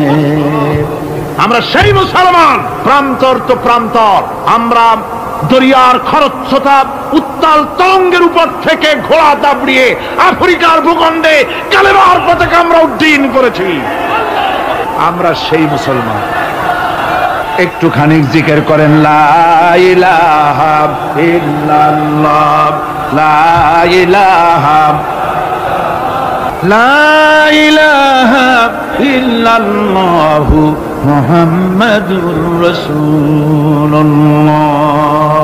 সমুদ্রের ঢেউকে, দাজলা নদীর ঢেউকে আল্লামা ইকবাল স্মরণ করায় দিন, ও দরিয়ার ঢেউ, এ মওজুদা জলাব তু ভি পহচানতি হ্যায় हमको, अब तक है तेरा दरिया अफसाना हमारा। হে টাইগ্রিসের উত্তাল উত্তাল তরঙ্গমালা, নিশ্চয় তোমার ভুলে যাওয়ার কথা নয় যে তোমার উপর থেকেই আমরা দরিয়া পার হয়ে উপরে গিয়ে কালেমার পতাকা উড্ডীন করেছিলাম। আমরা সেই মুসলমান। আজ ইসলামী চেতনা হারায়া আমরা আজকে দুনিয়ার মধ্যে সবচাইতে লাঞ্ছিত, পদদলিত, হেয় প্রতিপন্ন জাতিতে পরিণত হয়েছি। আমার ভাইরা, মহাকবি, বিশ্বকবি, কবি সম্রাট আল্লামা ইকবাল রহমতুল্লাহ আলাইহি সুন্দর করে বলেছেন, মুসলমানদেরকে লক্ষ্য করে বলেছেন, ঘোষণা করো, বাতিলদেরকে জানায়া দাও, আমরা মাথা নত করার জাতি নই। আমরা মাথা নত করার জাতি। ভারত আজ আমাদের দিকে চোখ রাঙায়, ভারত চোখ রাঙায় তাকায় আমাদের, দুনিয়ার অনেকেই আমাদের দিকে চোখ রাঙায়। বিশ্বকবি আল্লামা ইকবাল বলেছেন, বাতিল সে দবনে ওয়ালে আয়ে আসমান নেহি হাম, বাতিল সে দবনে ওয়ালে আয়ে আসমান নেহি হাম, সবর কর চুকা হ্যায় তু ইমতিহান হামারা। বাতিলের সামনে মাথা নত করার জাতি আমরা নই। ওই আকাশ সাক্ষী, জমিন সাক্ষী, আমরা মাথা দিয়েছি কিন্তু মাথা নত করি নাই, শির দিয়েছি আমামা দেই নেই, সে জাতি আমরা। সুবহানাল্লাহ। সেই জাতি আজ দুনিয়ার বুকে লাঞ্ছিত, পদদলিত হচ্ছে। কারণ কি? কারণ হচ্ছে একমাত্র এই যে আমরা আমাদের জীবনের উদ্দেশ্য ভুলে গিয়েছি। আমার ভাইয়েরা, আল্লাহর এই রাস্তায়, আল্লাহর এই দিন প্রতিষ্ঠার জন্য লড়াই হবে, জেহাদ হবে। জেহাদের কথাই বলতেছি। এই জেহাদ হলো পৃথিবীর নির্যাতিত, নিপীড়িত মানুষের মুক্তির জন্য জেহাদ। জেহাদ কি জন্যে? আমরা রাষ্ট্রপ্রধান হব, আমরা দেশ দখল করব, নেতৃত্ব দিব, এজন্য নয়। আমরা জেহাদ করব মানুষকে, মানুষের তৈরি করা মতবাদ, নির্যাতন থেকে, জুলম থেকে, অত্যাচার থেকে মানুষকে বাঁচাবার জন্য, মানবতা নিগৃহীত, নির্যাতিত মানবতার মুখে মুক্তির হাসি ফোটাবার জন্য আমরা করব লড়াই। সেই লড়াইয়ে এগিয়ে আসতে হবে তরুণদেরকে। কাদেরকে? জোরে বলতে হবে, কাদেরকে? তরুণদের আসতে হবে, যুবকদের আসতে হবে। আমার আনন্দে বুক ভরে যায় যখন দেখি মাহফিলে, আজকে তো এই মাহফিল কোরআনে কারীমের কথা এই ভূখণ্ডে আল্লাহ বলার তৌফিক দিয়েছেন। 35টি বছর পার হয়ে গেছে, জীবনের 35টি বছর কোরআনে কারীমের সামান্য একটু খেদমত করার তৌফিক আল্লাহ পাক দান করেছে। যখন এই কাজ প্রথম শুরু করি তখন দেখেছি মাহফিলে যারা আসে তাদের 95% দাড়ি পাকা বুড়া মানুষ। কিন্তু দিন যত যেতে লাগলো, দিন যত যেতে লাগলো, 71 পার হয়ে গেল, 72, 73, 74 এলো, আস্তে আস্তে দেখা গেল চিত্র উল্টে গেল। আজ মসজিদে তরুণদের জন্য জায়গা পাওয়া যায় না। যারা মসজিদে যায় সব তরুণ। যারা আগে হজে যেত সব বুড়া মানুষ, পাপ করার আর কোনো বয়স নাই, তখন যাইতো হজ করতে। এখন আলহামদুলিল্লাহ তরুণেরা যায় হজ করতে বেশিরভাগ। আজকের মাহফিল দেখুন, দাঁড়ায় দেখতে বলি নাই, জায়গায় বসে আর ডাইনে বা একটু তাকায় দেখেন কারা বেশি, দাড়ি পাকা না যুবক? যুবক আর তরুণ দিয়ে আল্লাহর এই মুজাহিদ, আল্লাহর এই গোলামদের দিয়ে আল্লাহ মাহফিল ভরে দিয়েছেন। জোরে কোন সুবহানাল্লাহ, জোরে কোন আলহামদুলিল্লাহ। এই তরুণ যুবকরাই হচ্ছে ইসলামের সম্পদ। ইসলামের সম্পদ কে? তরুণ আর যুবকেরা। তোমাদের অবদান ইসলামে সব চাইতে বেশি। মনে রাখবেন যুবকেরা, শোনো, ইসলাম প্রতিষ্ঠিত হয়েছে তোমাদের রক্তের উপরে। কাদের রক্তের উপরে? যুবকদের রক্তের উপর। যারা ইসলাম প্রথম কবুল করেছিলেন তারা কিন্তু বুড়ো ছিলেন না কেউ। প্রথম যে ব্যক্তি ইসলাম কবুল করলেন হযরতে সাইয়্যিদুনা আবু বকর সিদ্দিক রাদিয়াল্লাহু তাআলা আনহু, বয়স ছিল 37 বছর। 37 বছর বয়সে দাঁত পড়িয়া খুনখুনা বুড়া হয়ে গেছিল নাকি। হযরত ওমর ইসলাম যখন কবুল করেন তখন তিনি ছিলেন 26 বছরের টকবকে যুবক। যৌবনের রক্ত পা এবং মাথা পর্যন্ত শিরায় উপশিরায় ধাবমান এই যুবক হযরত ওমর 26 বছর বয়সের সময় ইসলাম কবুল করেন। হযরত আব্দুর রহমান বিন আউফ যখন ইসলাম কবুল করেন বয়স ছিল মাত্র 17 বছর। হযরত আলী যখন ইসলাম কবুল করেন তখন বয়স ছিল মাত্র 8.5 বছর। তোমাদের মতো তরুণেরা, যুবকেরাই সর্বপ্রথম কলেমার পতাকা ধারণ করে রাসূলকে সাহায্য করেছিল। সুবহানাল্লাহ।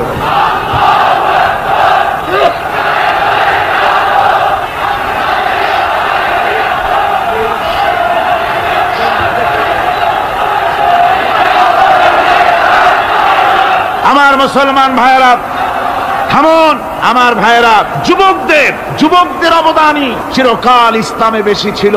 তাই বলে যারা বৃদ্ধ মানুষ তাদের কিন্তু কোনো মন খারাপ করার কোনো কারণ নাই, ঠিক কিনা? যেহেতু আমরা যারা বয়সের প্রান্তে এসে গেছি আমরাও ওই যৌবন কালটা পেরিয়ে এসেছি, ঠিক কিনা? আরেকটি কথা, কিয়ামতের দিন কোন বুড়ো মানুষ বেহেশতে যাবে না, সব যুবকরা যাবে। বেহেশতে যাবে কারা?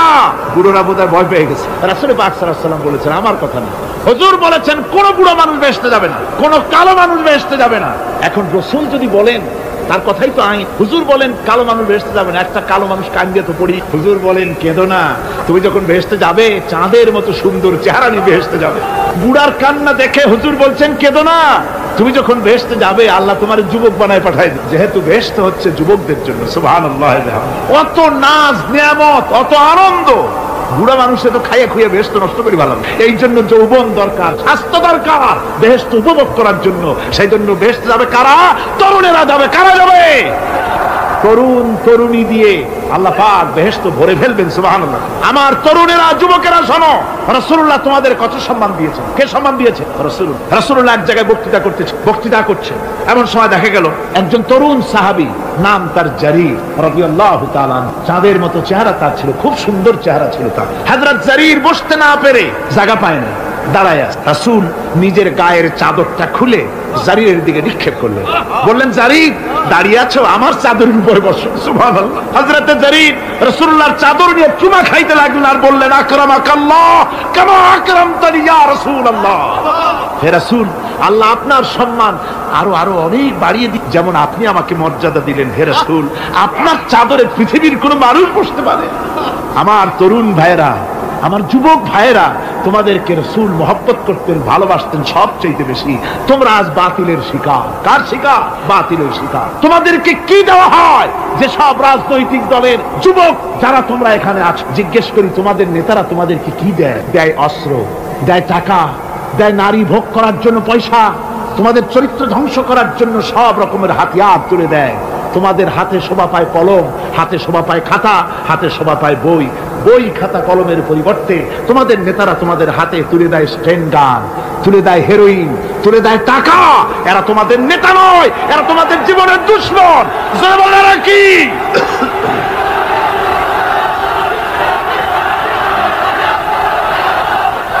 আমার যুবক ভাইয়েরা, আমার কলেজ ইউনিভার্সিটির ছাত্র ভাইয়েরা, একটুখানি মাথা খাটায় চিন্তা করো।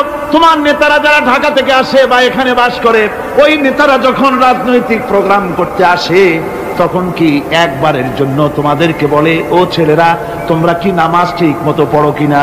বলে? এই যে রোজা আসতেছে, খবরদার বাবারা তোমরা রোজা রেখো, এরকম কথা বলে নাকি? তোমার উস্তাদদের সম্মান করো, এ কথা বলে নাকি? বরং টাকা দেয়, পয়সা দেয়, যে শিক্ষক তোমার মতের উল্টা করবে ঠ্যাঙ্গাইয়া জনমের মতো টাইট করে দিবা, ঠিক কিনা? তোমার নেতারা কি কোনোদিন বলে নাকি, ও আমার সংগঠনের ছেলেরা মা বাপের খেদমত করবে, মা বাপের সম্মান করবে, খবরদার মা বাপের সঙ্গে বেয়াদবি করবে না, সন্ত্রাস করবে না, অস্ত্রবাজি করবে না, মানুষকে কষ্ট দিবে না, এমন কোন কথা বলে না। আমার যুবকেরা শোনো, ওরা টাকা দিয়ে, অস্ত্র দিয়ে, পয়সা দিয়ে, মদ দিয়ে ওরা নিজেদের ক্ষমতা টিকায় রাখার জন্য তোমাদেরকে লাঠির মতো ব্যবহার করে। সুতরাং আজকের তরুণদেরকে বুঝতে হবে, তরুণেরা ভালো করে বোঝো, তোমরা রাসূলের সৈনিক, তোমাদের পক্ষে সম্ভব। আমি বুঝতে পেরেছি কথা যেহেতু তরুণদের, আর তরুণদের জনসমুদ্র, কাজী জনসমুদ্রের মধ্যে উত্তাল ঢেউ তো সৃষ্টি হবেই, স্বাভাবিক। কিন্তু সেই স্বাভাবিকতার সুযোগ নিয়ে দাঁড়ায় বিশৃঙ্খলার সৃষ্টি করবেন না। আমার ভাইরা, আমরা ইসলাম আমাদের আদব শিক্ষা দেয়। কি শিক্ষা দেয়? আদব। শুধুমাত্র কোন লোক পেশাব পায়খানার কথা বললে তাকে রাস্তা ছেড়ে দেবেন, যেতে বলবেন, তা না হলে তো আপনাদেরই অসুবিধা হবে। কথা বুঝতে পেরেছেন? বাকি কেউ উঠবেন না, দাঁড়াবেন না। এত বড় বেহেশতি মাহফিল জীবনে আরেকবার পাবো, কোন নিশ্চয়তা আছে? আপনি আমাকে বলেন, আল্লাহর আকাশের নিচে, জমিনের উপরে এর থেকে শ্রেষ্ঠ কোন মাহফিল আছে নাকি? কারণ এ মাহফিল কোরআনের মাহফিল। কিসের মাহফিল? এর থেকে শ্রেষ্ঠ মাহফিল আল্লাহর আকাশের নিচে, জমিনের উপরে হতে পারে না। সুতরাং বেয়াদবি কেউ করবে না। তরুণেরা, যুবকেরা, তোমাদের এগিয়ে আসতে হবে। নির্যাতিত মানবতার পাশে তোমাদেরকে দাঁড়াতে হবে।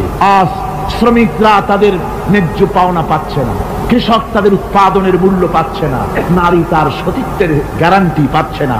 মানুষেরা আজ নির্যাতিত, নিপীড়িত। সারা পৃথিবীতে Bosnia, Algeria, Somalia, Palestine, Kashmir, Burma, Philippines, Bharat, পৃথিবীর সর্বত্র নির্যাতিত মুসলমানদেরকে বাঁচাবার জন্য আমার খালিদ বিন ওলীদের উত্তরসূরিরা, সালাউদ্দিন আইয়ুবী, জামালউদ্দিন আফগানি, হযরত আলীর উত্তরসূরি, আজকের মাহফিলের যুবক আর তরুণরা, তোমরা কি রক্ত দিতে পারবে?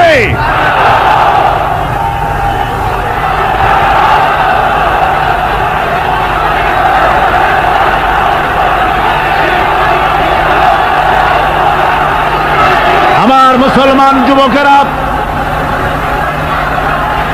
আল্লাহর রাস্তায় রক্ত দিলে তার অবস্থা কি হবে শোনো। আল্লাহ রাব্বুল আলামিন বলেছেন, ওয়ালা তাকুলু লিমান ইউকতালু ফি সাবিলিল্লাহি আমওয়াত বাল আহইয়াউ ওয়ালাকিন লা তাশউরুন। আল্লাহ রাব্বুল আলামিন বলেন, আমার রাস্তায় যারা নিহত হয়েছে, আমার রাস্তায় যারা জীবন দিল, ওরা মরে গেছে এই কথা তোমরা বলো না, ওরা জিন্দা। ওরা কি? আমার রাস্তায়, আমার দিন প্রতিষ্ঠার জন্য, মানবতার মুখে হাসি ফুটাবার জন্য, নির্যাতিত মানবতার গোলামীর জিনজির থেকে তাদেরকে বাঁচাবার জন্য সংগ্রাম করতে গিয়ে যারা জীবন দিল, ওরা মরে নাই, ওরা জিন্দা। ওরা কি? আল্লাহ বলেন, আল্লাহ পাক বলেন, ওরা জিন্দা তোমরা জানো না, আমার কাছ থেকে তারা রিজেক্ট প্রাপ্ত হয়। যারা শহীদ হয়, শাহাদাতের কথা শুনে যাদের ভয় লাগে, অস্ত্রের খোঁচা খায়া, গুলি খায়া, বায়োনেট খায়া, ড্যাগারের গুতা খায়া মরা জানি কত যন্ত্রণা। নবীজি বলতেছেন, আন আবি হুরায়রা রাদিয়াল্লাহু তাআলা আনহু আন্না রাসূলুল্লাহ সাল্লাল্লাহু আলাইহি ওয়াসাল্লাম মা ইয়াজিদু আশ-শাহীদু মিন মাসসিল কাতল কামা ইয়াজিদু আহাদুকুম মিন মাসসিল কারছা। তিরমিজি, নাসাই। আল্লাহ নবী বলেছেন, হযরত আবু হুরায়রা হাদিসটি বর্ণনা করেছেন, নবীজি বলেছেন, শাহাদাতের মওত হলো তোমাদের কেউ যদি আরেকজনকে একটা চিমটি কাটে, ওই চিমটি কাটায় যতটুকু যন্ত্রণা, শাহাদাতের মওতের চাইতে বেশি কিছু যন্ত্রণা নয়। শাহাদাতের মওতটা হচ্ছে একটা সেতু। এটা কি সেতু? এটা ব্রিজ। এপারে দুনিয়া, ওপারে আল্লাহ। সুবহানাল্লাহ ওয়া বিহামদি। মরার সাথে সাথে দিদার ইলাহি নসিব হয়ে যাবে। সুবহানাল্লাহ।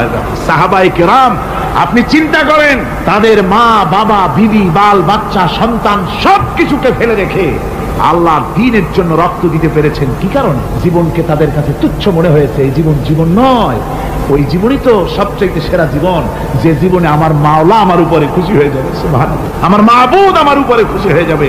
ওইটা হচ্ছে সবচেয়ে নিয়ামতের মওত। এই জন্য রাসূল সাল্লাল্লাহু আলাইহি ওয়াসাল্লাম বলেছেন, কেউ যদি শাহাদাতের তামান্না করে দিল থেকে, সে যদি তার বিছানায়ও মরে, আল্লাহ পাক ওটাকে শাহাদাত হিসেবে ধরে নেবে। হযরত ওমর রাদিয়াল্লাহু তাআলা আনহু দোয়া করতেন, আল্লাহুম্মা রযুকনি শাহাদাতান ফি সাবিলিক ওয়াজআল মাউতি ফি বালাদি রাসূলি। আয় আল্লাহ, তুমি দয়া করে মেহেরবানি করে আমাকে শাহাদাতের পেয়ালা পান করাও। শাহাদাতের মওত সবচেয়ে নিয়ামতের মওত। কিয়ামতের দিন এই শহীদ তার আত্মস্বজনের ব্যাপারে 70 জন লোকের ব্যাপারে আল্লাহর কাছে সুপারিশ করার মতো পাওয়ার লাভ করবে শহীদ। ভাইরা, এই শাহাদাত নসিব হওয়ার জন্য তামান্না আমাদের দিলের মধ্যে থাকা উচিত। আল্লাহ দ্বীন প্রতিষ্ঠার জন্য প্রয়োজনে আমরা জান দিব, মাল দিব। পারবো না? পারবো কিনা? আমার ভাইরা, আব্দুল উজ্জা মক্কা শরীফে বাড়ি, 20 বছরের যুবক, কলিজার মধ্যে সবসময় চায় এতিম মানুষ, বাপ মারা গেছে, একেবারে ছোট অবস্থা, খুব গরিব, চাচা তাকে বড় করেছে, চাচা তাকে ঘর দিয়েছে, বাড়ি দিয়েছে। বুখারীর হাদিস, বুখারী শরীফে বাড়ি, ঘর, জায়গা, জমি, সোনা দানা, টাকা পয়সা, উট ঘোড়া সব দিয়েছে, প্রতিষ্ঠিত করে দিয়েছে। কিন্তু আব্দুল উজ্জা শান্তি পায় না। রাসূল পাক সাল্লাল্লাহু আলাইহি ওয়াসাল্লাম দ্বীনের দাওয়াত দিচ্ছেন, মন চায় তাওহীদের এই সূরা সেও পান করে, কিন্তু চাচার ভয়তে পারে না। মনটা চাচ্ছে, আহা, চাচা যদি ইসলাম কবুল করতো তাহলে আমার জন্য ব্যাপারটা সহজ হয়ে যেত। এভাবে চিন্তা করতেছে। হঠাৎ একদিন রাসূল পাক সাল্লাল্লাহু আলাইহি ওয়াসাল্লাম হিজরত করলেন। এরপরে আব্দুল উজ্জার ধৈর্যের বাঁধ ভেঙে গেল। আব্দুল উজ্জা গিয়ে বলছে, চাচা, মুহাম্মদ সাল্লাল্লাহু আলাইহি ওয়াসাল্লামের নাম তো নিশ্চয়ই শুনেছেন। বলে, হ্যাঁ শুনেছি। তিনি যে ইসলামের দাওয়াত দেন, ওটা আপনার কাছে কেমন লাগে? তার মানে বলছে যে আমার কাছে তো খুব ভালো লাগে। চাচা, ইসলাম কি কবুল করবেন?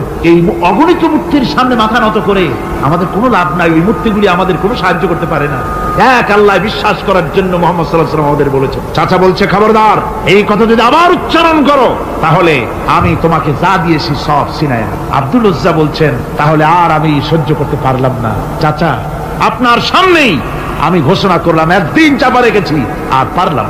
আমি ঘোষণা করে দিলাম, লা ইলাহা ইল্লাল্লাহু মুহাম্মাদুর রাসূলুল্লাহ।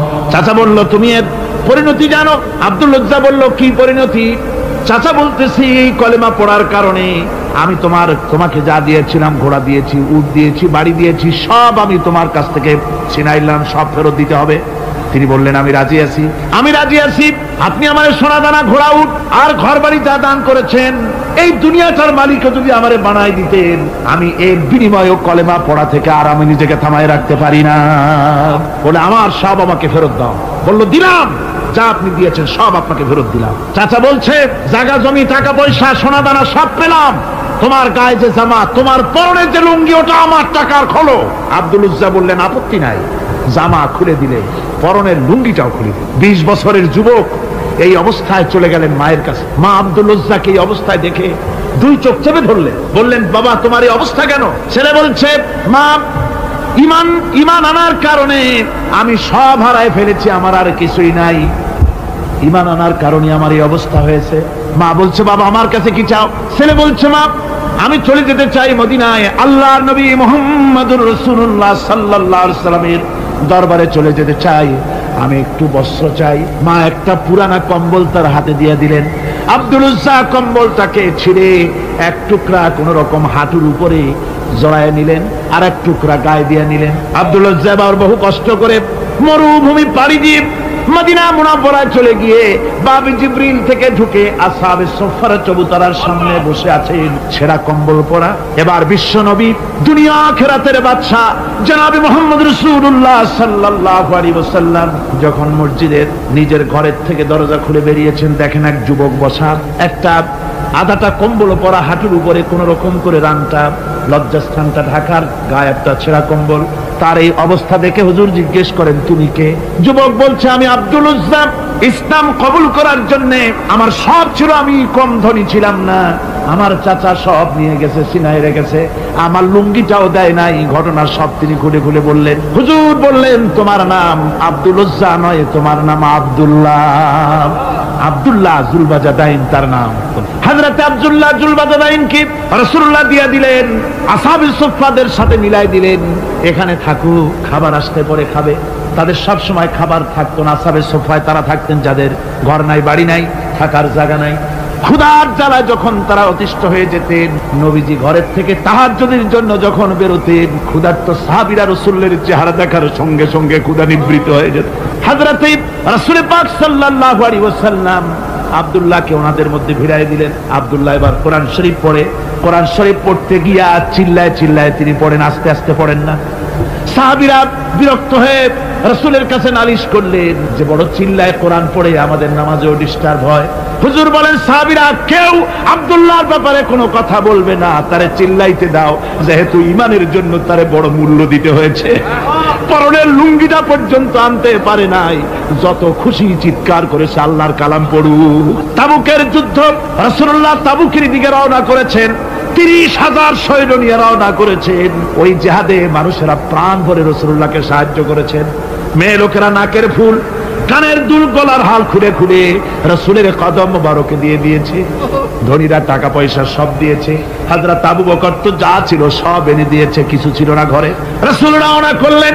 প্রতিমধ্যে হযরত আব্দুল্লাহ জুলবাজাদাইন আল্লাহর নবীর খেদমতে হাজির হয়ে বলেন, হুজুর সবাই তো সব দিল, আমার কিছুই নাই, কিছু দিতে পারলাম না। হুজুর আপনি আমার জন্য দোয়া করেন, আমি যেন এই তাবুকের ময়দানে কাফেরদের বিরুদ্ধে লড়াই করে যেন শহীদ হয়ে যেতে পারি। মাল দিতে পারি নাই, কিন্তু আল্লাহর জন্য যেন আমার জীবনটা দিয়ে দিতে পারি। ও চট্টগ্রামের যুবকেরা, তরুণেরা, তোমাদের মতো 20 বছরের তরুণ হযরতে আব্দুল্লাহ জুলবাজাদাইন শাহাদাতের তামান্না করে রিসালাতে মাহবের কাছে দাঁড়িয়েছে। হুজুর বললেন, একটা গাছের বাকল নিয়ে আসো। একজন একটা বাকল নিয়ে এলো। রাসূলুল্লাহ এই বাকলটা আব্দুল্লাহ জুলবাজাদাইনের হাতে লাগাই দিলেন। রাসূলুল্লাহ বললেন, আয় আল্লাহ, আমি আব্দুল্লাহর রক্ত কাফেরদের জন্য হারাম করে দিলাম। হযরত আব্দুল্লাহ বলছেন, ইয়া রাসূলুল্লাহ, আমি চাইছিলাম শহীদ হব, আর আপনি আমার রক্তটা হারাম করে দিলেন কাফেরদের জন্য। আল্লাহর নবী বলেন, আব্দুল্লাহ রে, কোনো চিন্তা করো না, তোমার মৃত্যু যদি জ্বরেও হয়, আল্লাহ রাব্বুল আলামিন তোমার শাহাদাতের দরজা দিয়ে দিবে। তাবুকের প্রান্তরে চলে গেলেন। কয়েকদিন ওই তাবুকের ময়দানে থাকায় রাসূলের কাছে খবর এলো, আব্দুল্লাহ মারাত্মক জ্বরে আক্রান্ত হয়ে ইন্তেকাল করেছেন। রাসূলুল্লাহ বললেন, আমি জানাজা পড়াবো। হযরতে আব্দুল্লাহর জানাজা হলো গভীর রাত। কবরের ভিতরে একজন দাঁড়ায়া লাশ ধরার জন্য একজন কবরের ভিতরে দাঁড়িয়েছে। 2 জন লোকে লাশ নিয়ে আসতেছে। হযরতে বেলাল আলো উঁচু করে দাঁড়ায় ধরে আছে। অন্ধকার রাত, কবরের ভিতরে একজন দাঁড়ানো, লাশ নিয়ে এসেছে 2 জনে। কবরের ভিতরে যিনি দাঁড়ানো, তিনি বলছেন, এই লাশকে তোমাদের ভাইকে আদবের সাথে কবরে রাখো। কবরের মধ্যে যিনি দাঁড়ানো তিনি আর কেউ নয়, বিশ্বনবী মুহাম্মদুর রাসূলুল্লাহ সাল্লাল্লাহু আলাইহি ওয়াসাল্লাম। হযরত রাসূলুল্লাহ বলতেছেন, আবু বকর, ওমর, তোমাদের ভাইকে আদবের সাথে কবরে রাখো, খবরদার বেয়াদবি করো না। কবরের মধ্যে আল্লাহ নবী আব্দুল্লাহ জুলবাজাদাইনকে নিজ হাতে শোয়াই দিয়া কবরের উপরে পাথর বিছিয়ে দিয়ে নবীজি বললেন, রব্বুল আলামিন, আজকের এই সন্ধ্যা পর্যন্ত আমি আব্দুল্লাহর প্রতি রাজি ছিলাম, তুমিও আব্দুল্লাহর প্রতি সন্তুষ্ট হয়ে যাও। হযরত ইবনে মাসউদ রাদিয়াল্লাহু তাআলা আনহু বলেন, আমি চিৎকার মেরে কেঁদে কেঁদে বললাম, আল্লাহ, আজকে যদি এই কবরে আব্দুল্লাহ না হয়ে আমি হতাম, আমার কিসমতটা ভালো হয়ে যেত। যুবকেরা, ও তরুণ মুসলমানেরা, তোমরাই রক্ত দিয়ে ইসলাম কায়েম করেছো। কে কায়েম করেছে ইসলাম? মুসলিম তরুণেরা, মুসলিম যুবকেরা। তোমাদের অবদান সব চাইতে বেশি। আজ মুসলমান যুবকদের চরিত্র নাই। মদ, জুয়া, জিনা, ব্যভিচার করে করে সর্বনাশ করে দেওয়া হলো। সরকারি ভাবে, বেসরকারি ভাবে, বিভিন্ন ভাবে যুবকদেরকে মিসগাইড করার জন্য মদ দেওয়া হয়, টাকা দেওয়া হয়, অস্ত্র দেওয়া হয়, সব দিয়ে যুবকদের চরিত্র নষ্ট করা হচ্ছে। অথচ যুবক হচ্ছে একটা জাতির মেরুদণ্ড। জাতির কি মেরুদণ্ড? এই মেরুদণ্ডকে ঘুরে ধরেছে, এই মেরুদণ্ড নষ্ট করার ব্যবস্থা করা হয়েছে। আমার মুসলমান ভাইয়েরা, হাদিস থেকে শোনো, বদরের প্রান্তরে যুদ্ধ হবে। রাসূলুল্লাহ সাহাবায়ে কিরামদেরকে রেডি করেছেন, কিন্তু এই যুদ্ধটা বড় মারাত্মক। এই জিহাদ বড় মারাত্মক। জিহাদ হবে, চাচার বিরুদ্ধে ভাতিজা জিহাদ করবে, বাপের বিরুদ্ধে সন্তান অস্ত্র ধারণ করবে, ভাইয়ের বিরুদ্ধে ভাই অস্ত্র ধারণ করবে। কোন জায়গা? বদর। কোন জায়গায়? বদর। মক্কা থেকে যারা আসতেছে সব চাচা, ভাই, মামু, খালু, এরা আপন আপন লোকের বিরুদ্ধে অস্ত্র ধারণ করবে। এটা কি সহজ? কোন এটা কি সহজ? রাসূলুল্লাহ যুদ্ধের কথা মানুষকে বুঝাচ্ছেন, একটু ইতস্তত করে। হযরত রাসূল পাক সাল্লাল্লাহু আলাইহি ওয়াসাল্লাম যুদ্ধের কথা সাহাবায়ে কিরামদের সামনে পেশ করতেছেন, আর একটু ইতস্তত করতেছেন এই কঠিন যুদ্ধে সাহাবীরা কিভাবে মেনে নেবে। রাসূলের মনের অবস্থা বুঝতে পেরে হযরত মিকদাদ রাদিয়াল্লাহু তাআলা আনহু, বর্ষিয়ান সাহাবী, তিনি দাঁড়ায় গেলেন। তিনি দাঁড়ায় বলছেন, ইমদি বিনা ইয়া রাসূলুল্লাহ হাইসু মা তাশা। হে রাসূল, আপনি আমাদেরকে নিয়ে চলুন, আল্লাহ যেদিকে আপনাকে যেতে বলে, হাইসু মা তাশা, আয় হাইসু মা আমারাকাল্লাহ, যেদিকে আল্লাহ আপনাকে যেতে বলেন আমাদেরকে নিয়ে আপনি সেদিকে চলেন। ইন্না লা নাকুলু লাকা কামা ক্বালা বানু ইসরাঈল লিমূসা আলাইহিস সালাম ইযহাব আনতা ওয়া রাব্বুকা ফাকাতিলা ইন্না হাহুনা কাঈদুন। আমরা মুসা আলাইহিস সালামের উম্মতের মতো বলবো না যে হে মুসা তুমি আর জিবরাইল আর তোমার আল্লাহ যুদ্ধ করো, আমরা ঘরে বসে আরাম করি, এ কথা আমরা বলবো না হুজুর। বাল ইযহাব আনতা ওয়া রাব্বুকা ফাকাতিলা ইন্না মাকুমা মুকাতিলুন। হে রাসূল, বরং আমরা বলবো আপনি যুদ্ধ করুন, আপনি আমাদের নিয়ে চলুন, আমরা লড়বো আপনার সাথে কাফেরদের বিরুদ্ধে, ততক্ষণ পর্যন্ত লড়বো মা দামাত আইনুন মিন্না তাতাররাফ।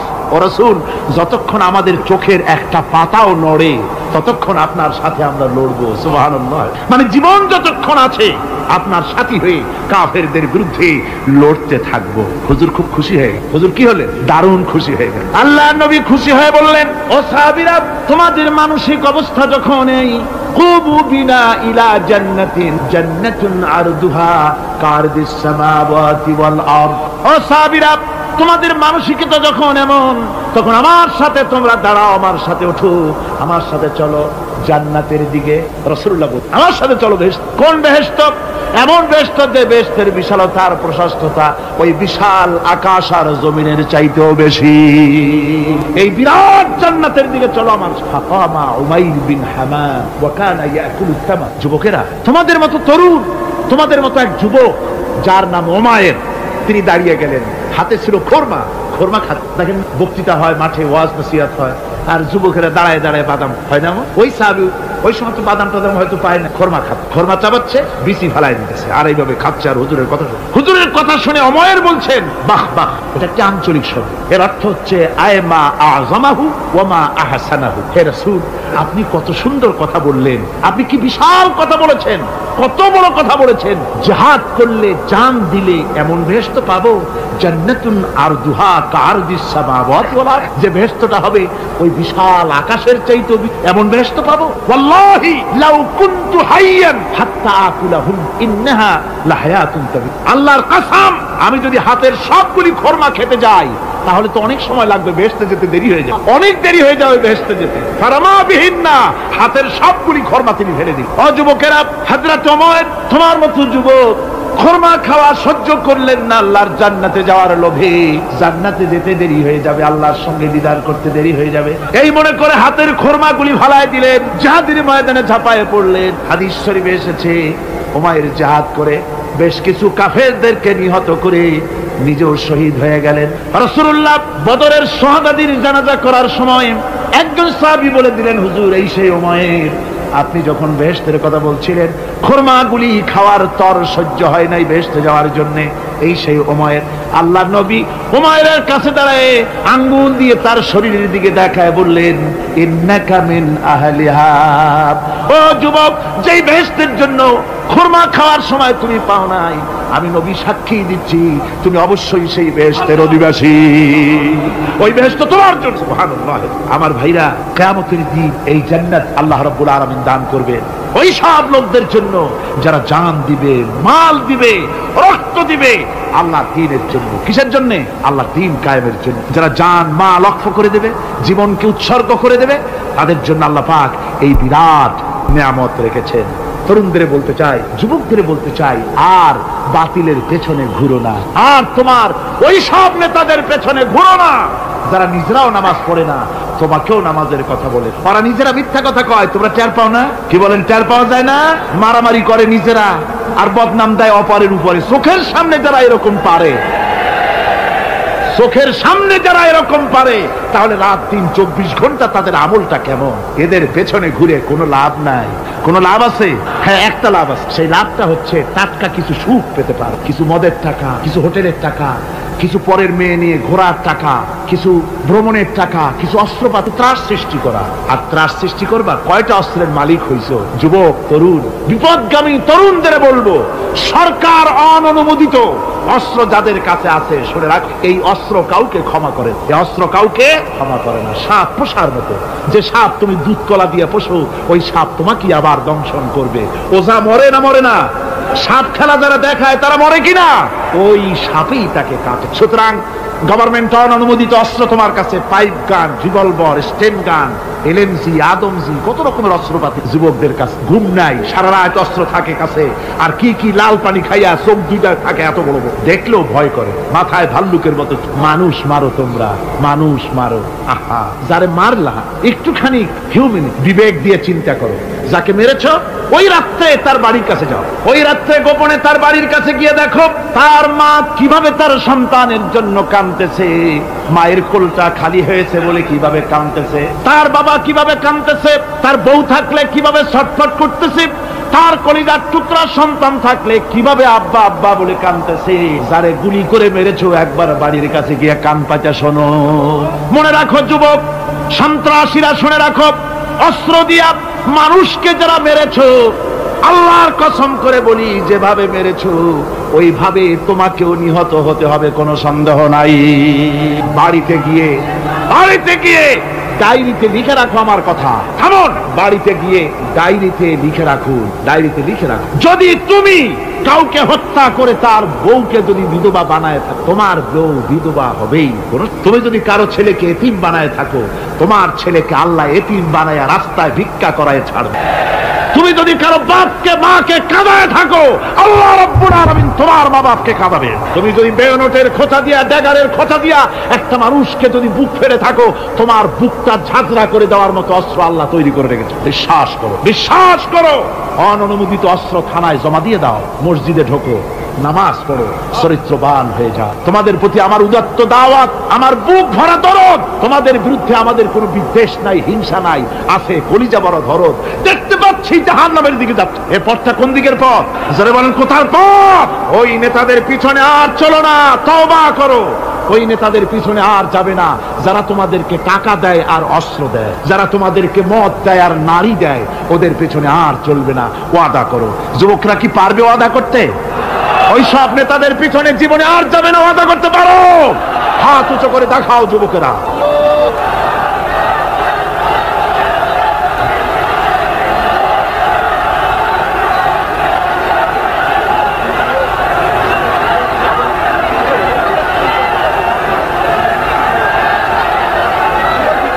আমার মুসলমান ভাইরা, আমি তো দাঁড়াতে বলি নাই। জি জি জি জি জি জি বসেন বসেন। যে বুঝতে পেরেছি কালকের টেকনিক অবলম্বন করেছেন আপনারা আর কি, এই সুযোগে একটু কোমরটা সোজা করে নিলেন। বুঝতে পেরেছি, আমরা কিছু মাইন্ড করিনি। এখন বসেন, বসেন, তাড়াতাড়ি বসে যান। কথা আমার অনেক, সময় কম, না তাড়াতাড়ি শেষ করব। বসেন। আপনারা না বসতে তো কথা বলতে পারবো না, বসতে হবে। অত্যন্ত জরুরি জরুরি কথা আছে, সে কথাগুলি আমাদের শুনতে হবে। যেহেতু এই মাহফিলের পর আবার আপনাদের সামনে কথা বলতে পারবো, এর কোনো গ্যারান্টি নাই। আছে নাকি কোনো গ্যারান্টি? নাই। সুতরাং বসতে হবে, কেউ দাঁড়াবে না। জোরে সোরে জিকির করেন, লা ইলাহা ইল্লাল্লাহ, লা ইলাহা। আমার ভাইরা, আজকের মাহফিলের সবচেয়ে বড় আকর্ষণ আখেরি মোনাজাত, ঠিক না? কোরআনে কারীমের মাহফিলের মোনাজাত অবশ্যই কবুল হবে ইনশাআল্লাহ। এত মানুষের দোয়া আল্লাহ ফিরাতে পারেন না। তার নাম রহমান, তার নাম রহিম, তার নাম গফুর, তার নাম গফফার। বান্দার দোয়া কবুল করাই তো তার কাজ।